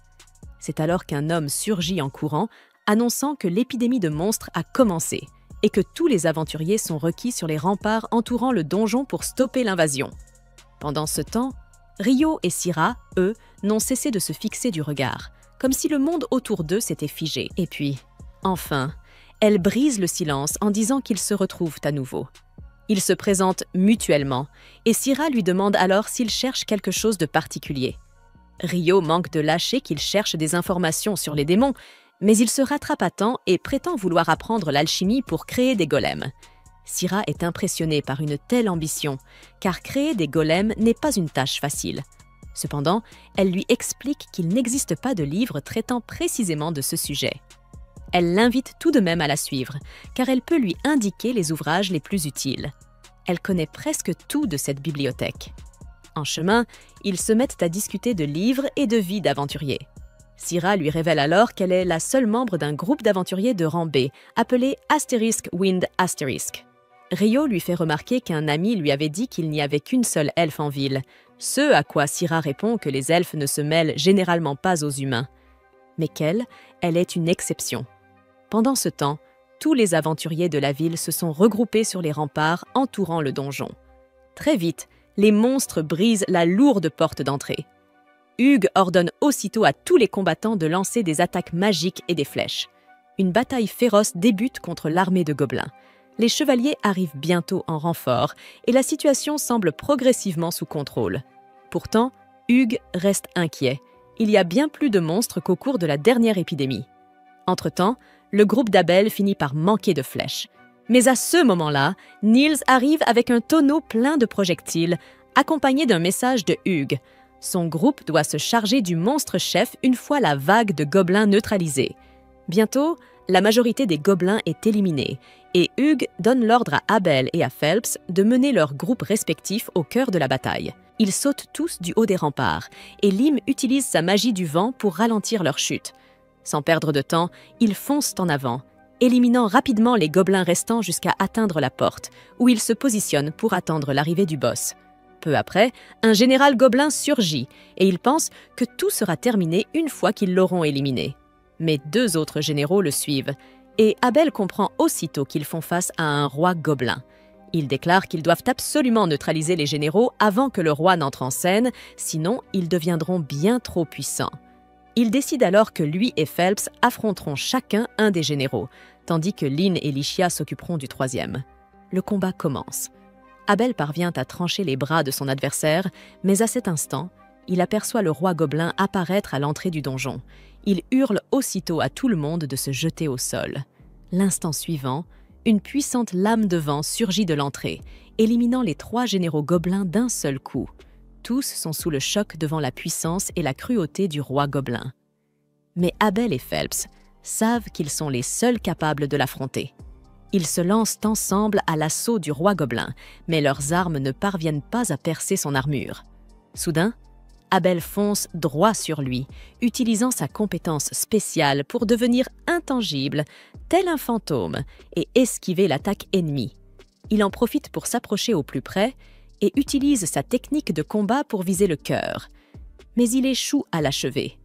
Le roi tente aussitôt de contre-attaquer, mais Abel disparaît de nouveau et crie à l'un de porter le coup de grâce. Les lances de vent de Lyn traversent l'air et transpercent le roi gobelin, qui s'effondre finalement. Tout le monde pousse un soupir de soulagement, pensant que la victoire est enfin acquise. Mais ce qu'ils ignorent, c'est que le véritable danger n'a pas encore fait son apparition. Quelque chose d'encore plus terrifiant les attend dans les profondeurs du donjon. Un festin est organisé à la guilde des aventuriers pour célébrer leur victoire. Et lorsque Rio arrive, il est surpris, n'ayant clairement aucune idée de ce qui s'est passé ici. Pendant ce temps, le maître de guilde, Hugues, est dans son bureau, occupé à remplir des documents officiels. Il est préoccupé, car des chercheurs de la capitale royale doivent bientôt venir pour étudier en détail les événements récents. Il est convaincu que cela leur apportera bien plus de problèmes que le grand sanglier des marais lui-même. Revenons à Rio. Lorsqu'il apprend enfin par ses amis que l'affaire du grand sanglier des marais s'est terminée sans qu'il ne s'en aperçoive, il se demande s'il est vraiment le personnage principal de cette histoire. Niels lui raconte avec enthousiasme l'héroïsme d'Abel et la façon dont il a combattu le roi gobelin d'égal à égal. Abel arrive à son tour et rejoint ses deux amis, Lyn et Ria, qui le cherchèrent depuis un bon moment. Lyn est un peu fâchée, car dernièrement Abel ne passe presque plus de temps qu'avec Rio, et Ria se demande si Rio n'est pas devenu, en quelque sorte, la personne préférée d'Abel. Rio remarque que, malgré leur sourire, les deux jeunes femmes sont amères et ne souhaitent pas vraiment le voir aux côtés d'Abel. Malgré tout, il reste amical et engage la conversation, donnant ainsi à l'un l'occasion de lui demander s'il peut vraiment invoquer un mur de glace très haut dans le ciel. Quand Rio répond par l'affirmative, Lyn lui demande s'il a modifié un sort existant ou s'il en a créé un original, car, d'après ses connaissances, personne dans ce monde n'a de telles capacités. Rio ne connaît pas le terme « sort original », alors Lyn lui explique qu'un sort original ne suit pas les incantations existantes. Il utilise des formules entièrement nouvelles inventées par son créateur. Rio ne comprend toujours pas, car il n'utilise même pas d'incantation pour lancer sa magie, ce qui laisse Lyn encore plus stupéfaite. Le lendemain matin, les amis de Rio sont à la guilde, à la recherche de nouvelles quêtes, mais ne trouvent pas la moindre mission affichée sur le tableau. Rio arrive et leur demande pourquoi ils ne sont pas au donjon. Niels explique que le donjon est fermé pour maintenance et qu'il le restera pendant quelques semaines. C'est pourquoi ils avaient prévu de prendre des missions classiques de la guilde, mais avec l'afflux massif d'aventuriers comme eux, il ne reste presque jamais de travail. Quoi qu'il en soit, ses amis demandent à Rio pourquoi il est ici au lieu de se cacher dans son petit trou habituel. Rio leur explique qu'il cherche des minerais magiques pour s'exercer à l'alchimie. Malheureusement, tous les minerais en ville ont déjà été vendus. Puisque lui et ses amis sont confrontés à la même impasse, Rio leur propose tout simplement de les engager pour aller récolter ces minerais à sa place. Et Théo mentionne alors l'existence d'une mine abandonnée près d'un village situé au sud, à environ 12 heures de marche. Rio juge la distance raisonnable et leur offre 4 pièces d'or chacun pour la mission, ajoutant qu'il rachètera chaque minerai de cuivre magique trouvé pour 25 pièces d'or. Clairement, il est bien fourni en or, et ses amis acceptent la mission avec enthousiasme. Une fois le groupe parti, Rio retourne dans sa chambre. C'est alors qu'il entend un brouhaha à l'extérieur. Jetant un coup d'œil par la fenêtre, il aperçoit un groupe de chevaliers en train de harceler une jeune fille, la menaçant d'abus tout en ricanant comme des déments. Un aventurier local tente d'intervenir pour la défendre, mais le chef du groupe décide de se débarrasser de lui en premier. Au moment de dégainer son épée, il glisse et s'écroule lourdement. Tentant de se relever, il glisse de nouveau et s'écrase le visage contre le sol. C'est à cet instant que Phelps, le capitaine de la Brigade Blanche, arrive sur les lieux et réprimande sévèrement les chevaliers pour harceler des civils, alors que leur seul devoir est de les protéger. Les chevaliers, peu impressionnés, laissent entendre qu'ils ne supportent tout simplement pas les aventuriers et semblent prêts à provoquer Phelps également. Mais Phelps les arrête net, leur rappelant, pour leur propre bien, qu'il est l'héritier de la maison Heinlein, une famille noble dont le chef n'est autre que son père, ancien commandant des chevaliers royaux. À ces mots, les chevaliers pâlissent et s'éclipsent rapidement, sachant qu'ils risqueraient leur tête en poussant les choses plus loin. L'aventurier, Dan, et la jeune fille harcelée remercient Phelps pour son intervention. Phelps félicite Dan pour son courage et l'encourage à continuer de lutter contre le mal, à ne jamais changer. Il lui confie ensuite la tâche d'escorter la jeune fille jusqu'à ses amis en toute sécurité. Ainsi, Dan s'éloigne avec elle, laissant Phelps seul sur place. Phelps leva les yeux et salua Rio, se présentant à lui. Il félicita ce dernier, révélant qu'il avait compris que c'était Rio qui, en secret, avait utilisé sa magie de glace pour geler la chaussure du chevalier, le faisant ainsi glisser. Phelps le remercia pour son intervention, mais expliqua qu'il n'avait pas le temps de discuter davantage, ayant d'autres affaires à régler. Alors qu'il s'éloignait avec sa camarade Shenna, Rio se demanda pourquoi le fils d'un noble était devenu aventurier. Plus tard dans la soirée, Rio savourait un dîner en solitaire lorsqu'Abel vint troubler sa tranquillité. À peine assis, Rio lui fit clairement comprendre qu'il ne paierait pas son repas. Il continua sur un ton moqueur, questionnant Abel sur ses amours et mentionnant qu'il avait remarqué la jalousie de Lynn chaque fois qu'elle les voyait ensemble. Abel précisa que Lynn n'avait d'intérêt romantique que pour Warren, un autre membre de son équipe, ce à quoi Rio répondit en plaisantant qu'Abel devrait plutôt tenter sa chance avec lui. Rougissant, Abel le supplia d'arrêter de dire ce genre de choses aussi naturellement. Rio, prenant un ton plus sérieux, lui demanda alors ce qu'il faisait seul dehors, au beau milieu de la nuit. Abel expliqua qu'on lui avait confié une mission et qu'il ne voulait pas l'accomplir seul, lui demandant donc de l'accompagner. En chemin, il raconta qu'un groupe d'enquêteurs avait été dépêché en ville et que l'un d'eux, une vieille connaissance, disposait de plusieurs gardes royaux comme escorte personnelle. Cependant, certains de ces gardes s'étaient aventurés dans le quartier des plaisirs, et son contact lui avait confié la tâche de les ramener avant qu'ils ne causent des ennuis. Rio remarqua alors 2 individus suspects au loin qui ne semblaient pas être des locaux. Abel partagea ses soupçons et les suivit discrètement jusque dans une ruelle sombre où ils furent soudainement attaqués. Sans même regarder, Rio para un coup, puis assomma tous les agresseurs d'un seul coup en faisant tomber un gigantesque bloc de glace sur leur tête. Abel trouva un outil d'alchimie au sol. En entendant ce mot, Rio manifesta immédiatement l'envie de s'en emparer. Mais Abel refusa de remettre un objet aussi dangereux à cet enfant à problème, préférant d'abord découvrir qui étaient les assaillants. Il finit par trouver une carte d'identité révélant qu'ils étaient des aventuriers de rang C originaires de Géclair. Abel ne comprenait pas la raison de leur venue. Quoi qu'il en soit, il les attacha et décida de les remettre plus tard à la garde de la ville. Pendant ce temps, Phelps était discrètement suivi par le groupe de chevaliers crapuleux aperçus plus tôt. Mais avant qu'ils ne puissent lancer leur attaque surprise, ils furent soudainement paralysés. Avant même d'être réduits en cendres, on découvrit que Shenna les avait littéralement annihilés, tandis que Phelps poursuivait sa route, imperturbable, comme s'il avait su dès le départ qu'elle s'en chargerait.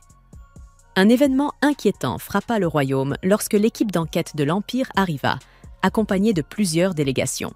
Cette équipe, dirigée par Hilarion et Clive de l'Université centrale royale, avait pour mission d'inspecter le donjon après le passage du grand sanglier des marais. De son côté, Rio se rendit également au donjon et y apprit une nouvelle choquante. Celui-ci était fermé jusqu'à nouvel ordre. Il s'avéra qu'Hilarion et son équipe avaient épuisé les provisions du royaume, tout en exigeant la réouverture du donjon, pourtant scellé depuis l'incident du grand sanglier. Hugues lut la lettre envoyée par l'empereur, désignant Hilarion comme ministre de la ville, lui conférant également le droit de décider du fonctionnement du royaume après les guerres. Pour Hugues, rien de tout cela n'avait de sens. Pourquoi devaient-ils non seulement céder leurs provisions, mais aussi obéir à l'ordre de rouvrir le donjon? Ils affirmaient en outre avoir besoin d'aventuriers pour cette mission. Malgré les explications répétées de Clive, qui insistait sur le fait qu'il s'agissait d'instructions venues d'en haut, Hugues refusait. C'était déraisonnable, et il n'était pas question de continuer ainsi. Hilarion, observant leur discussion, comprit qu'ils n'arriveraient pas à un accord. Il s'excusa pour l'usage abusif des provisions et promit de les rembourser. Cela apaisa Hugues, mais celui-ci demeurait méfiant quant au donjon. Lorsque Clive insista sur la nécessité de l'ouvrir, Hugues céda, mais précisa que ni les aventuriers ni la guilde n'assumeraient la moindre responsabilité pour ceux qui pourraient s'y produire, car il savait que c'était dangereux. Cette position mit Clive dans une situation délicate, car lui non plus ne voulait pas emporter la charge. Finalement, Hilarion proposa de rémunérer les aventuriers au tarif habituel afin qu'ils mènent l'enquête à sec. Mais Hugues le prévint que tous les aventuriers n'accepteraient pas cet argent.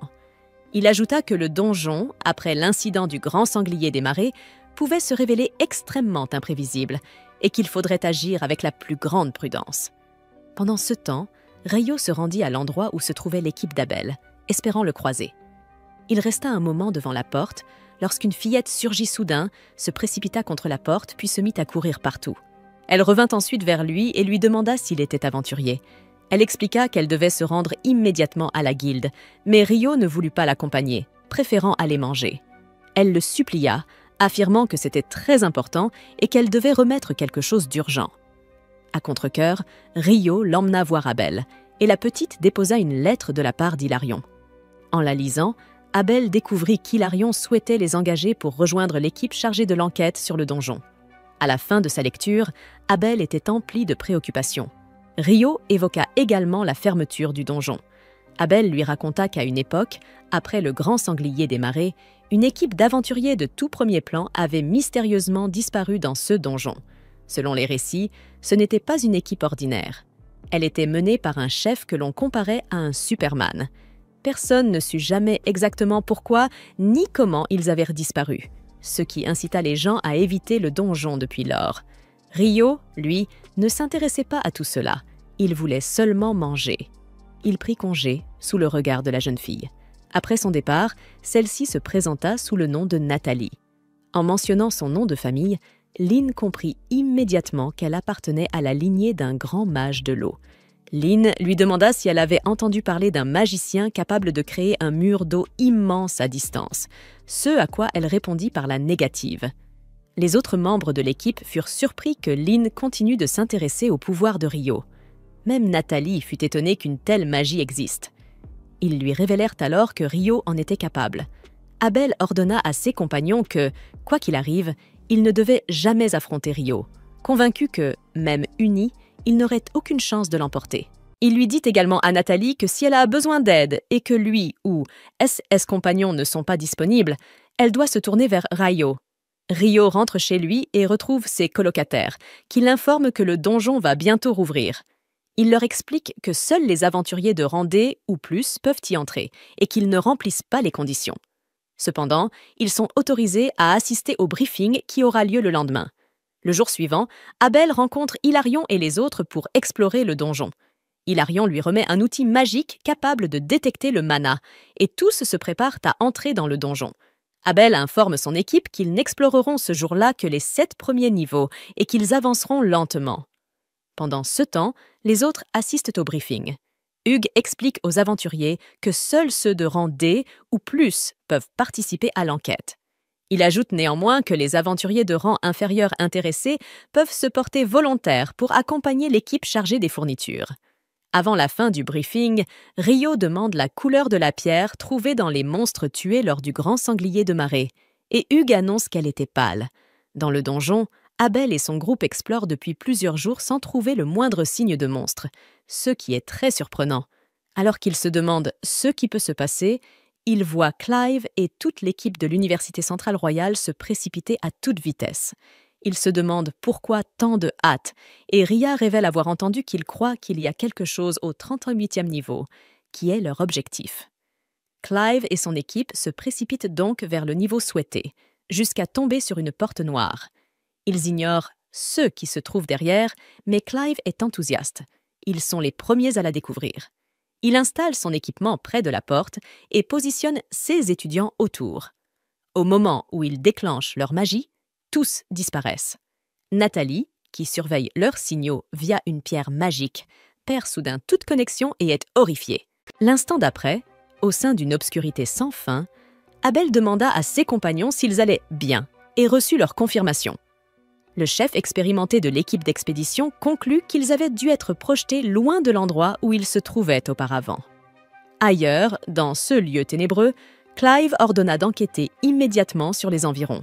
Quelqu'un demanda au directeur ce qui se passait et celui-ci expliqua qu'ils avaient très probablement été téléportés par ce portail mystérieux. Sa théorie initiale avait été que les monstres du rugissement des profondeurs avait surgi cette fois depuis le 38e niveau. Mais, à en juger par la situation, la véritable cause semblait être cette ouverture gigantesque. Selon la perspective, Clive y voyait même une chance inespérée. Cela permettrait de réfuter les théories des chercheurs rivaux et lui donnerait l'opportunité de résoudre seul le mystère du rugissement des profondeurs. S'il y parvenait, sa position en tant que prochain directeur de recherche serait assurée. En plein milieu de ces réflexions, un subordonné l'alerte d'urgence. Une autre source de lumière venait d'apparaître plus loin, là où, apparemment, des monstres s'approchaient. À l'extérieur du donjon, l'appareil d'alchimie de l'université affichait des relevés qui vacillaient, indiquant que l'équipe d'expédition avait atteint le 40e étage. À ce moment-là, Christopher Brad, de l'Université de magie, s'approcha du responsable de la tente pour lui demander si quelque chose d'inhabituel s'était produit à l'intérieur du donjon, puisqu'il avait été nommé superviseur de l'affaire par le roi en personne. Le responsable hésita avant de répondre. Ce que Brad comprit aussitôt. Ils appartenaient à deux organisations différentes. Plutôt que d'insister, Christopher commença par partager des informations essentielles sur l'affaire. Peu de temps auparavant, des personnes avaient disparu à l'intérieur du donjon. Avec les aventuriers qu'ils avaient engagés en ville, ils devaient explorer le labyrinthe. Mais, alors que Christopher s'apprêtait à entrer, tous les membres du groupe disparurent sous ses yeux. Après avoir entendu cette révélation, le responsable confirma qu'une autre équipe d'explorateurs avait disparu au 10e étage. D'autres ajoutèrent qu'après leur disparition, un faible signal avait été détecté, un signal provenant de la 40e couche. Cette information troubla profondément Brad. Par le passé, les aventuriers n'avaient jamais atteint que le 38e étage. De plus, même les groupes de rang B avaient du mal à passer le 30e. L'équipe de la tente révéla alors que l'Épée écarlate, un groupe de rang B venant de Rune, accompagnait l'équipe de recherche et qu'eux aussi avaient probablement disparu en même temps. Cette nouvelle laissa Nathalie profondément inquiète. En réponse, Christopher Brad ordonna l'envoi d'un messager à la guilde des aventuriers pour convoquer le maître de guilde. À l'annonce de cette décision, Nathalie sortit immédiatement en trombe de la tente. Pendant ce temps, Hugh McGlass était briefé par Nina, son fidèle assistant de guilde, sur la situation. Avec l'équipe de recherche portée disparue, la présence immédiate du chef des aventuriers était requise. Sans perdre de temps, Hugh se prépara à partir pour le donjon, en ordonnant à son personnel de rester en alerte. Seule l'équipe des communications devait l'accompagner jusqu'à la base temporaire près du donjon. Les aventuriers ordinaires ne devaient pas être informés. Hugh expliquerait tout une fois arrivé sur place. À l'intérieur de la bibliothèque, Ryu se sentait plus perdu qu'un aveugle dans une fusillade, submergé par les étagères sans fin de livres. En montant les escaliers, il se retrouva une fois de plus à l'endroit exact où il avait rencontré Syrah pour la première fois. Avec un soupir de frustration, il resta là, jusqu'à ce que, à sa grande surprise, l'elfe elle-même apparaisse. Ryu ne put cacher sa joie et lui expliqua rapidement qu'il était venu chercher des archives sur les éclipses solaires passées et les rugissements des profondeurs, bien qu'il n'ait absolument aucune idée par où commencer. Sans hésiter, Syrah proposa son aide. Après tout, elle savait exactement où ces archives étaient conservées. En chemin, elle lui demanda si les éclipses solaires pouvaient réellement être liées au rugissement. Le jeune mage admit que ce n'était qu'une intuition. Syrah fit cependant remarquer que, seulement 2 jours avant le rugissement le plus récent, il y avait eu une éclipse solaire totale, preuve qui venait fortement soutenir sa théorie. D'après ses études, elle savait que même une éclipse partielle pouvait suffire à déclencher une telle calamité. Mais cette fois-ci, il s'agissait d'une éclipse totale. Elle demanda ensuite à Ryu d'où lui venait l'idée de cette connexion. Le garçon ne pouvait pas vraiment lui avouer qu'il avait combattu un démon le jour de l'éclipse, alors il balaya la question, la présentant comme une simple théorie personnelle pour éviter le sujet. Il lui demanda si elle savait pourquoi certaines pierres magiques brillaient avec des couleurs plus vives. Jouant le jeu, Syrah répondit que les pierres magiques des créatures déposées il y a longtemps avaient tendance à avoir des couleurs plus prononcées. Ryu acquiesça, expliquant qu'un de ses amis lui avait déjà dit la même chose lors d'un voyage. Pourtant, les pierres trouvées dans les monstres du rugissement étaient pâles, ce qui signifiait qu'elles s'étaient formées récemment, un phénomène rare. Il ajouta que générer autant de matière nécessitait une source d'énergie immense. Curieux, Il demanda si elle savait déjà que certaines pierres magiques pouvaient être pâles. Avec un sourire malicieux, elle répondit que, selon certains documents, les monstres du rugissement avaient également possédé des pierres pâles dans le passé, mais comme CS Archives étaient mal conservées, la plupart des bibliothécaires en ignoraient l'existence. Elle proposa ensuite de lui montrer les documents elle-même. De retour dans l'immense obscurité où l'équipe d'expédition avait été coincée, Abel, le chef universitaire, remarqua que la sensation de téléportation était semblable à une expérience qu'il avait vécue autrefois dans un donjon des nations occidentales, lorsqu'on lui posa la question.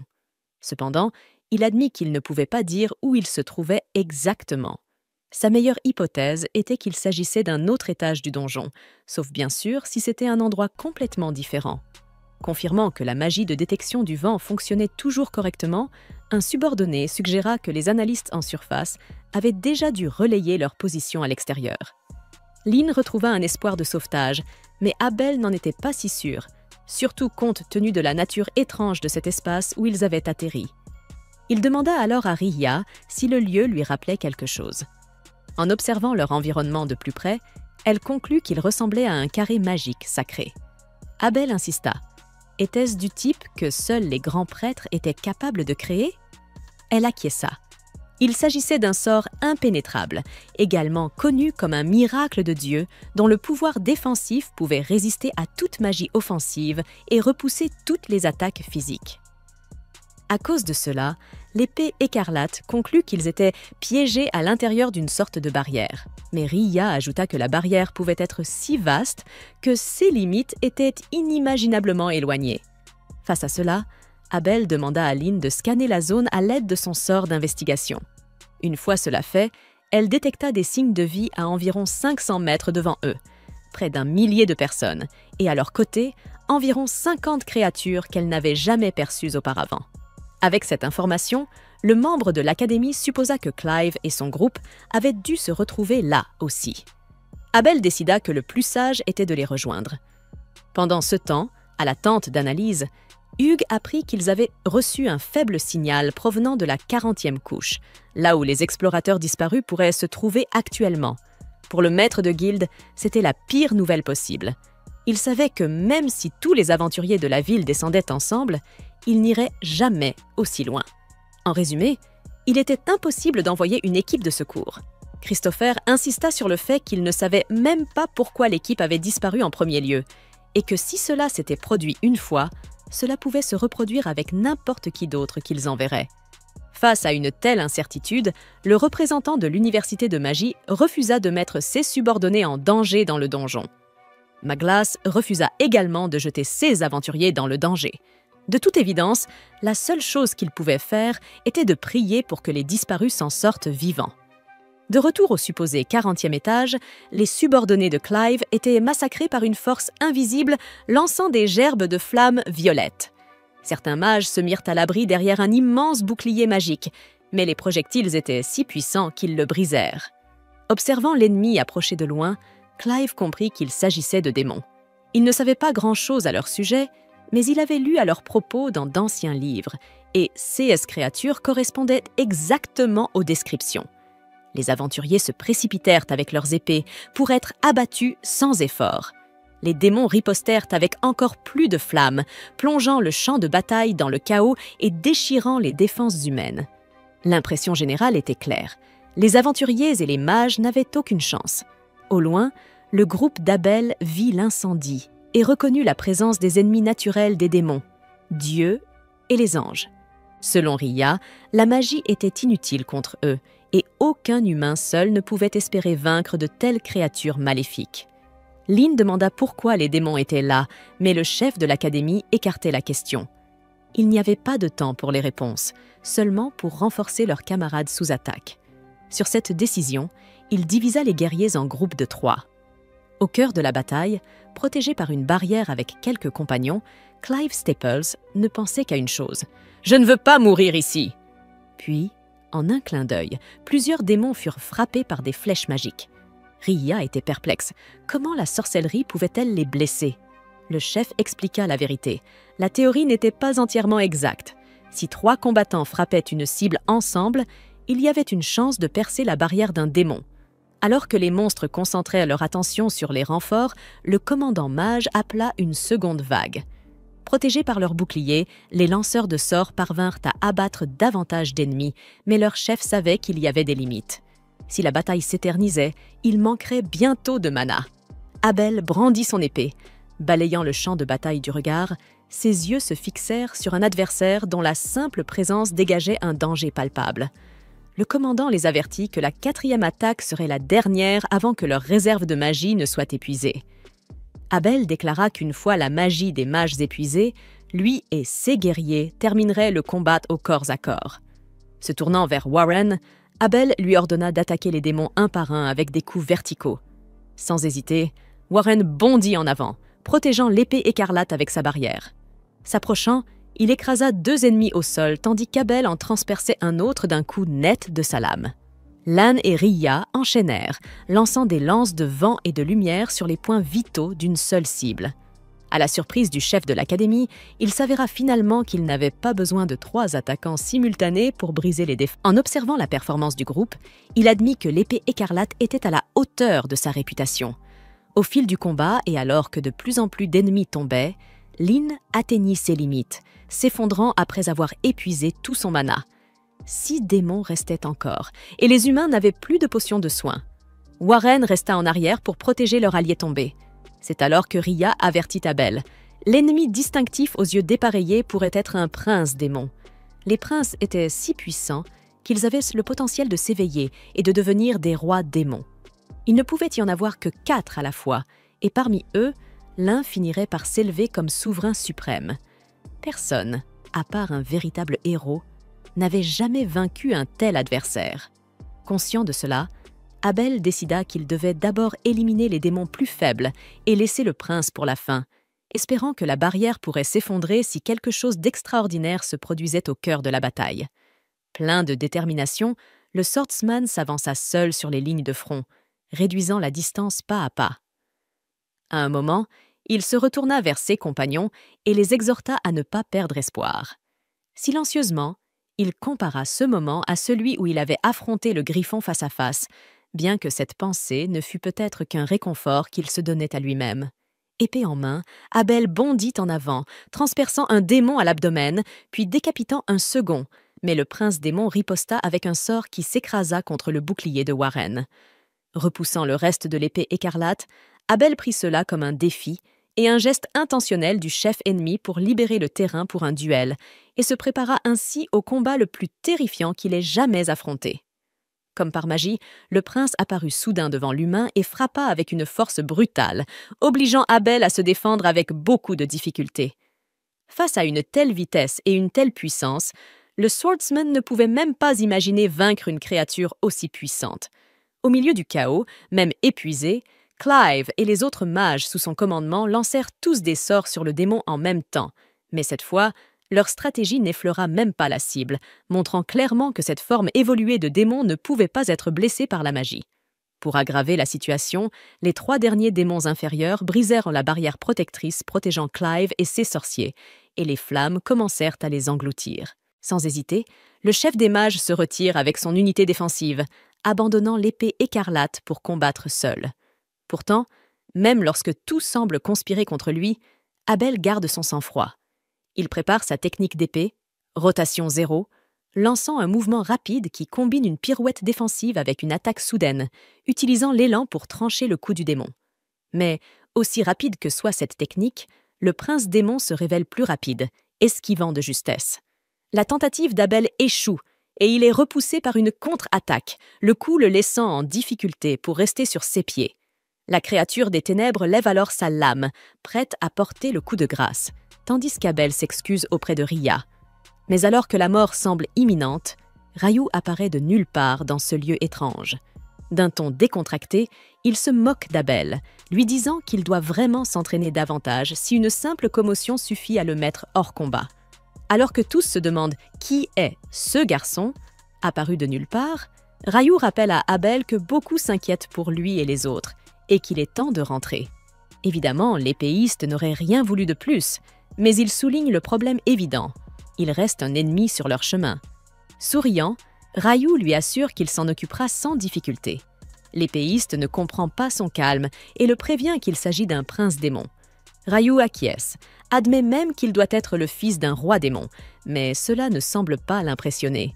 Sur ce, les démons lancent des lances de feu sur le mage de l'eau. Ryu contre instantanément, ses cristaux de glace absorbant l'attaque.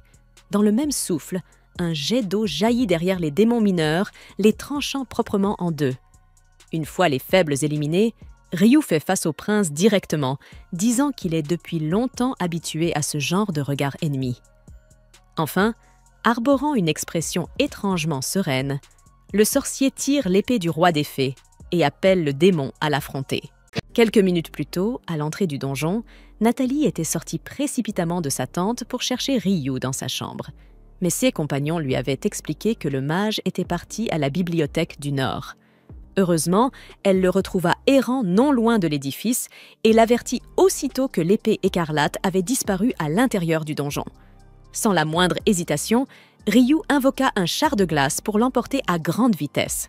Pendant le trajet, Nathalie exposa la situation et Ryu lui demanda pourquoi elle était venue le chercher, lui plutôt qu'un autre. La jeune fille expliqua qu'Abel lui avait dit un jour que, si elle avait besoin d'aide et qu'aucun membre de l'épée écarlate n'était disponible, elle devait se tourner vers le mage de l'eau, car il lui prêterait toujours main forte. Comme Abel l'avait décrit, Ryu accepta sans réfléchir. Sans perdre de temps, il courut jusqu'à l'entrée du donjon. Impossible de donner la moindre explication aux gardes. Il dressa des murs de glace pour bloquer leur poursuite et se lança à l'intérieur. Une fois dedans, il se souvint de ce que Nathalie avait dit. Le signal de l'aventurier disparu provenait du 40e étage. Il n'était donc pas question d'une descente progressive et prudente.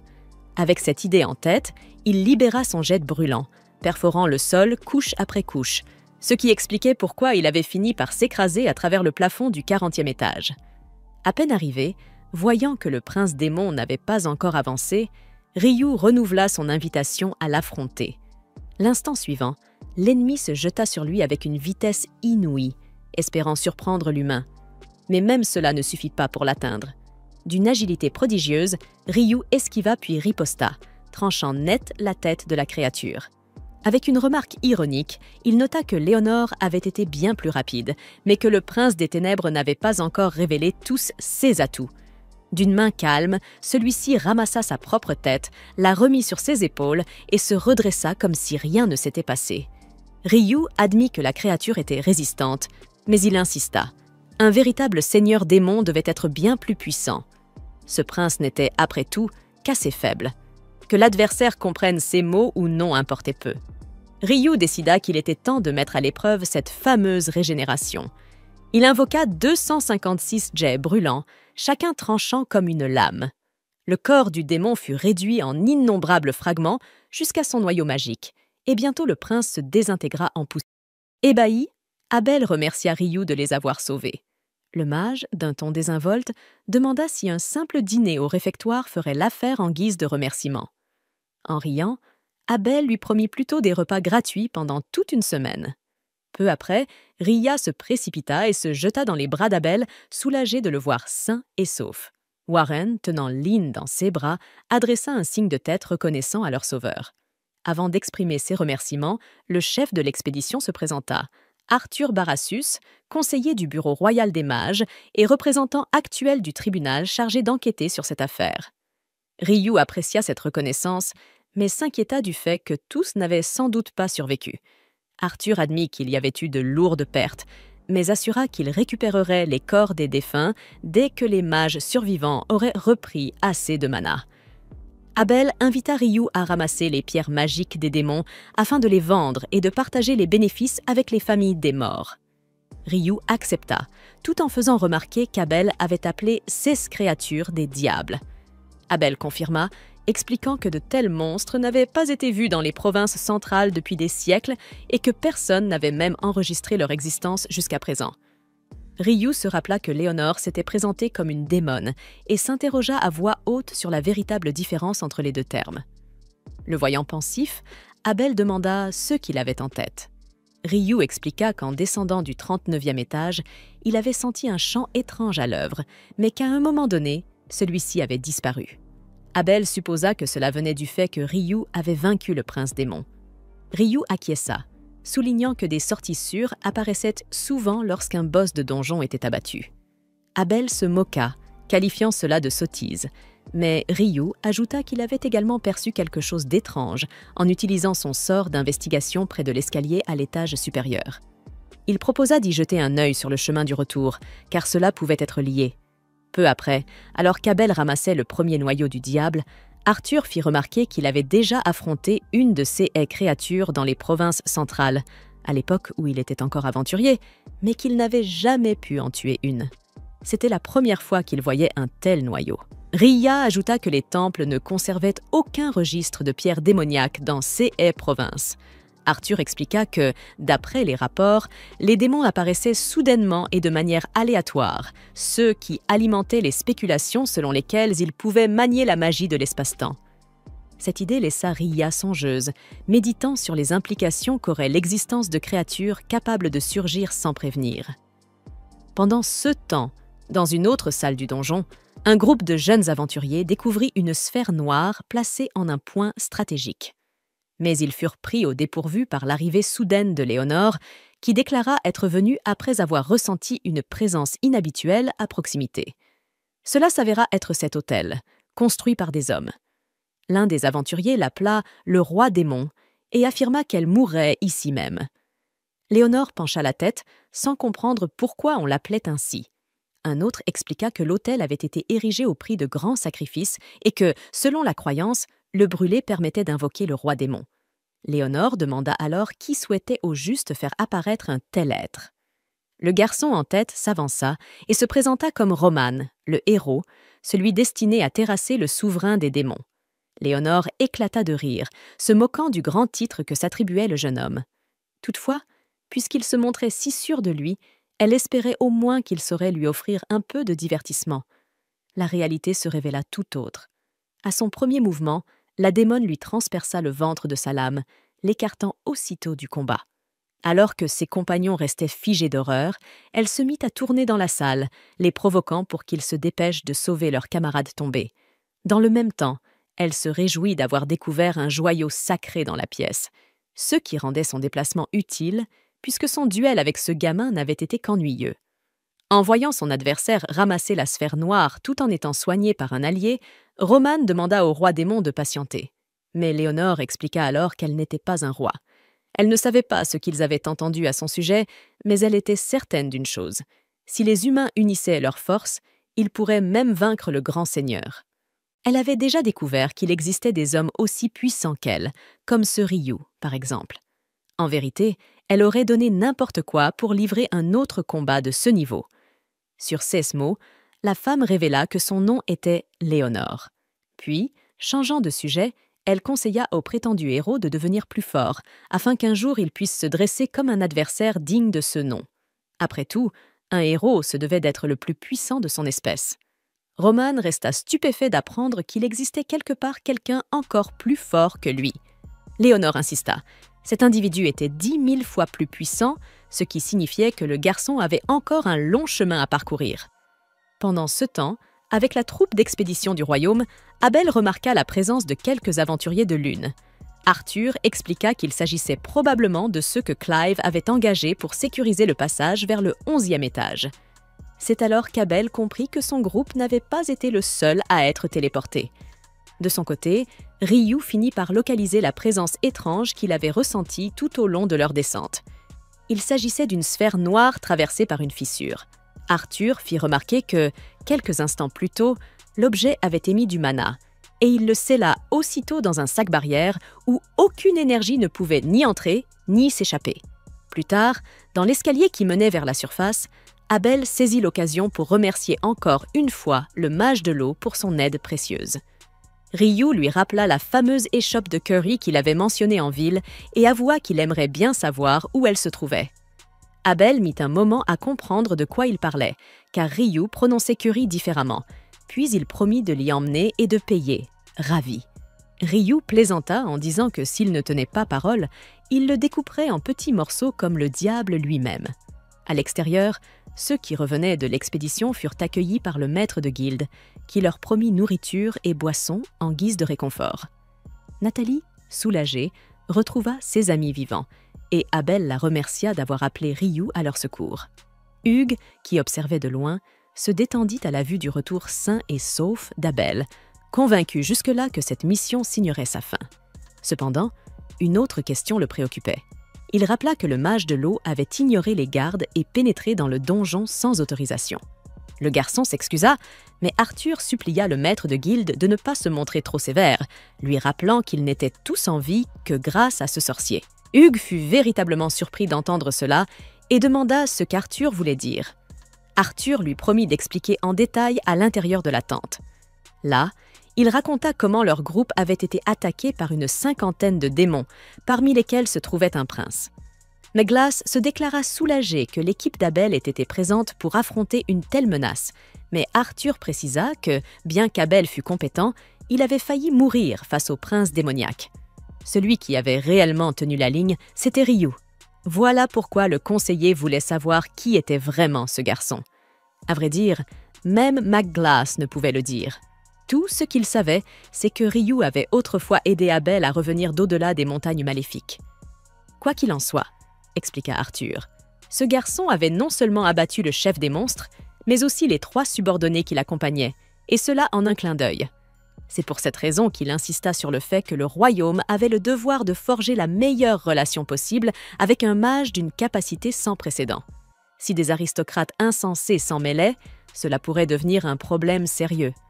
Ainsi, il décida qu'il n'y aurait aucune trace officielle de ce qu'avait accompli le sorcier ce jour-là dans le donjon. Hugues approuva et promit de taire lui aussi le nom de Ryu dans son propre rapport. Le lendemain, Ryu traversa à vive allure les champs de blé, laissant ses camarades de dortoir loin derrière, et atteignit la ville avant eux. Il avait le sentiment de ne pas s'être assez exercé, le combat de la veille s'était terminé beaucoup trop vite. Mais cette pensée disparut dès l'instant où il perçut l'odeur alléchante de curry qui flottait dans la rue voisine. À l'intérieur de l'échoppe, il aperçut Syrah assise au comptoir et alla la rejoindre.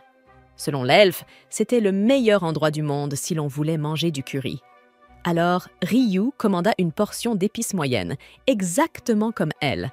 Avant que le garçon ne pense qu'elle cherchait à rivaliser avec lui, Syrah s'empressa d'expliquer que les elfes avaient un métabolisme plus rapide. Comme Ryu n'avait en réalité rien dit à ce sujet, Syrah se sentit gênée, changea de conversation et lui demanda où il vivait. Il lui répondit qu'il logeait actuellement avec les novices dans les dortoirs de la guilde, mais comme il se rendait souvent à la bibliothèque du Nord, elle en conclut qu'il devait déjà être au moins de rang D. Il le confirma. Syrah en fut impressionnée, mais pas surprise. Il paraissait bien plus fort que ses camarades. En entendant cela, Ryu avoua que personne ne lui avait jamais fait une telle remarque auparavant. Leurs assiettes de curry arrivèrent bientôt et tous deux dégustèrent le repas avec un sourire. Après le déjeuner, à la sortie du restaurant, Ryu fit remarquer qu'il ne voyait jamais Syrah à la guilde, même si elle était aventurière. Elle expliqua qu'elle travaillait à l'extérieur de la capitale royale jusqu'à récemment et, à cause d'un contrat de longue durée, elle se rendait rarement à la guilde. En vérité, elle était maître d'escrime pour l'ordre des chevaliers du marquis de Lune. Ryu en fut impressionné, et Syrah le taquina en affirmant qu'elle était bien plus forte qu'elle n'en avait l'air.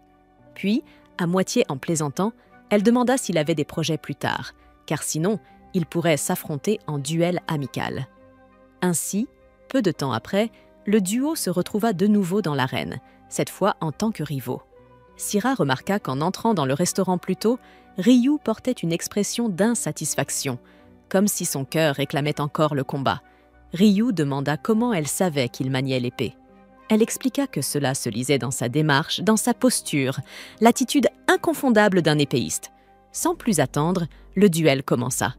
Syrah s'élança avec une vitesse fulgurante, mais le mage réagit à temps, frappant la garde de son épée avec sa lame, y laissant une fine fissure.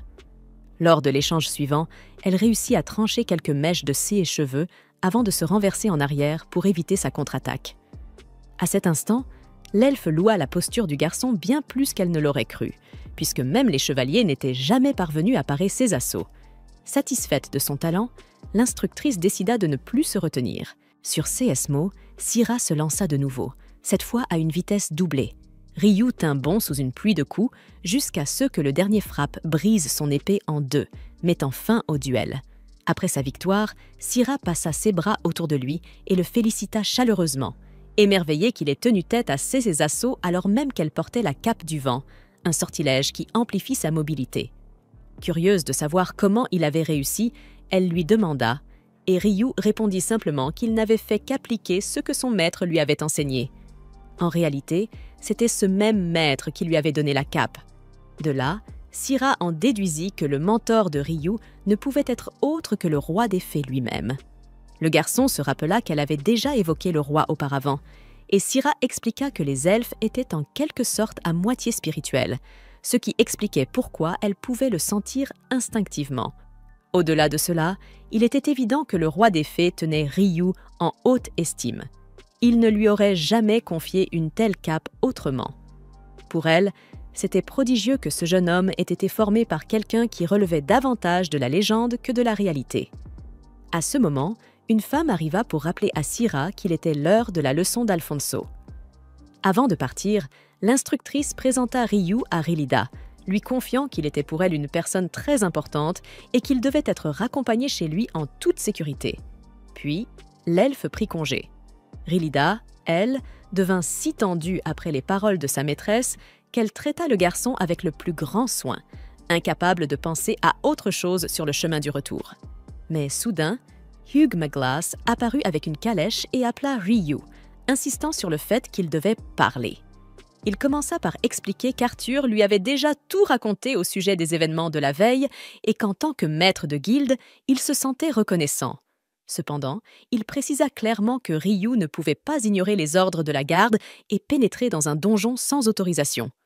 En guise de sanction, le mage devrait accomplir une mission au nom de la guilde, escorter un groupe de marchands jusqu'à leur destination. Et cette destination n'était autre que Whitnash.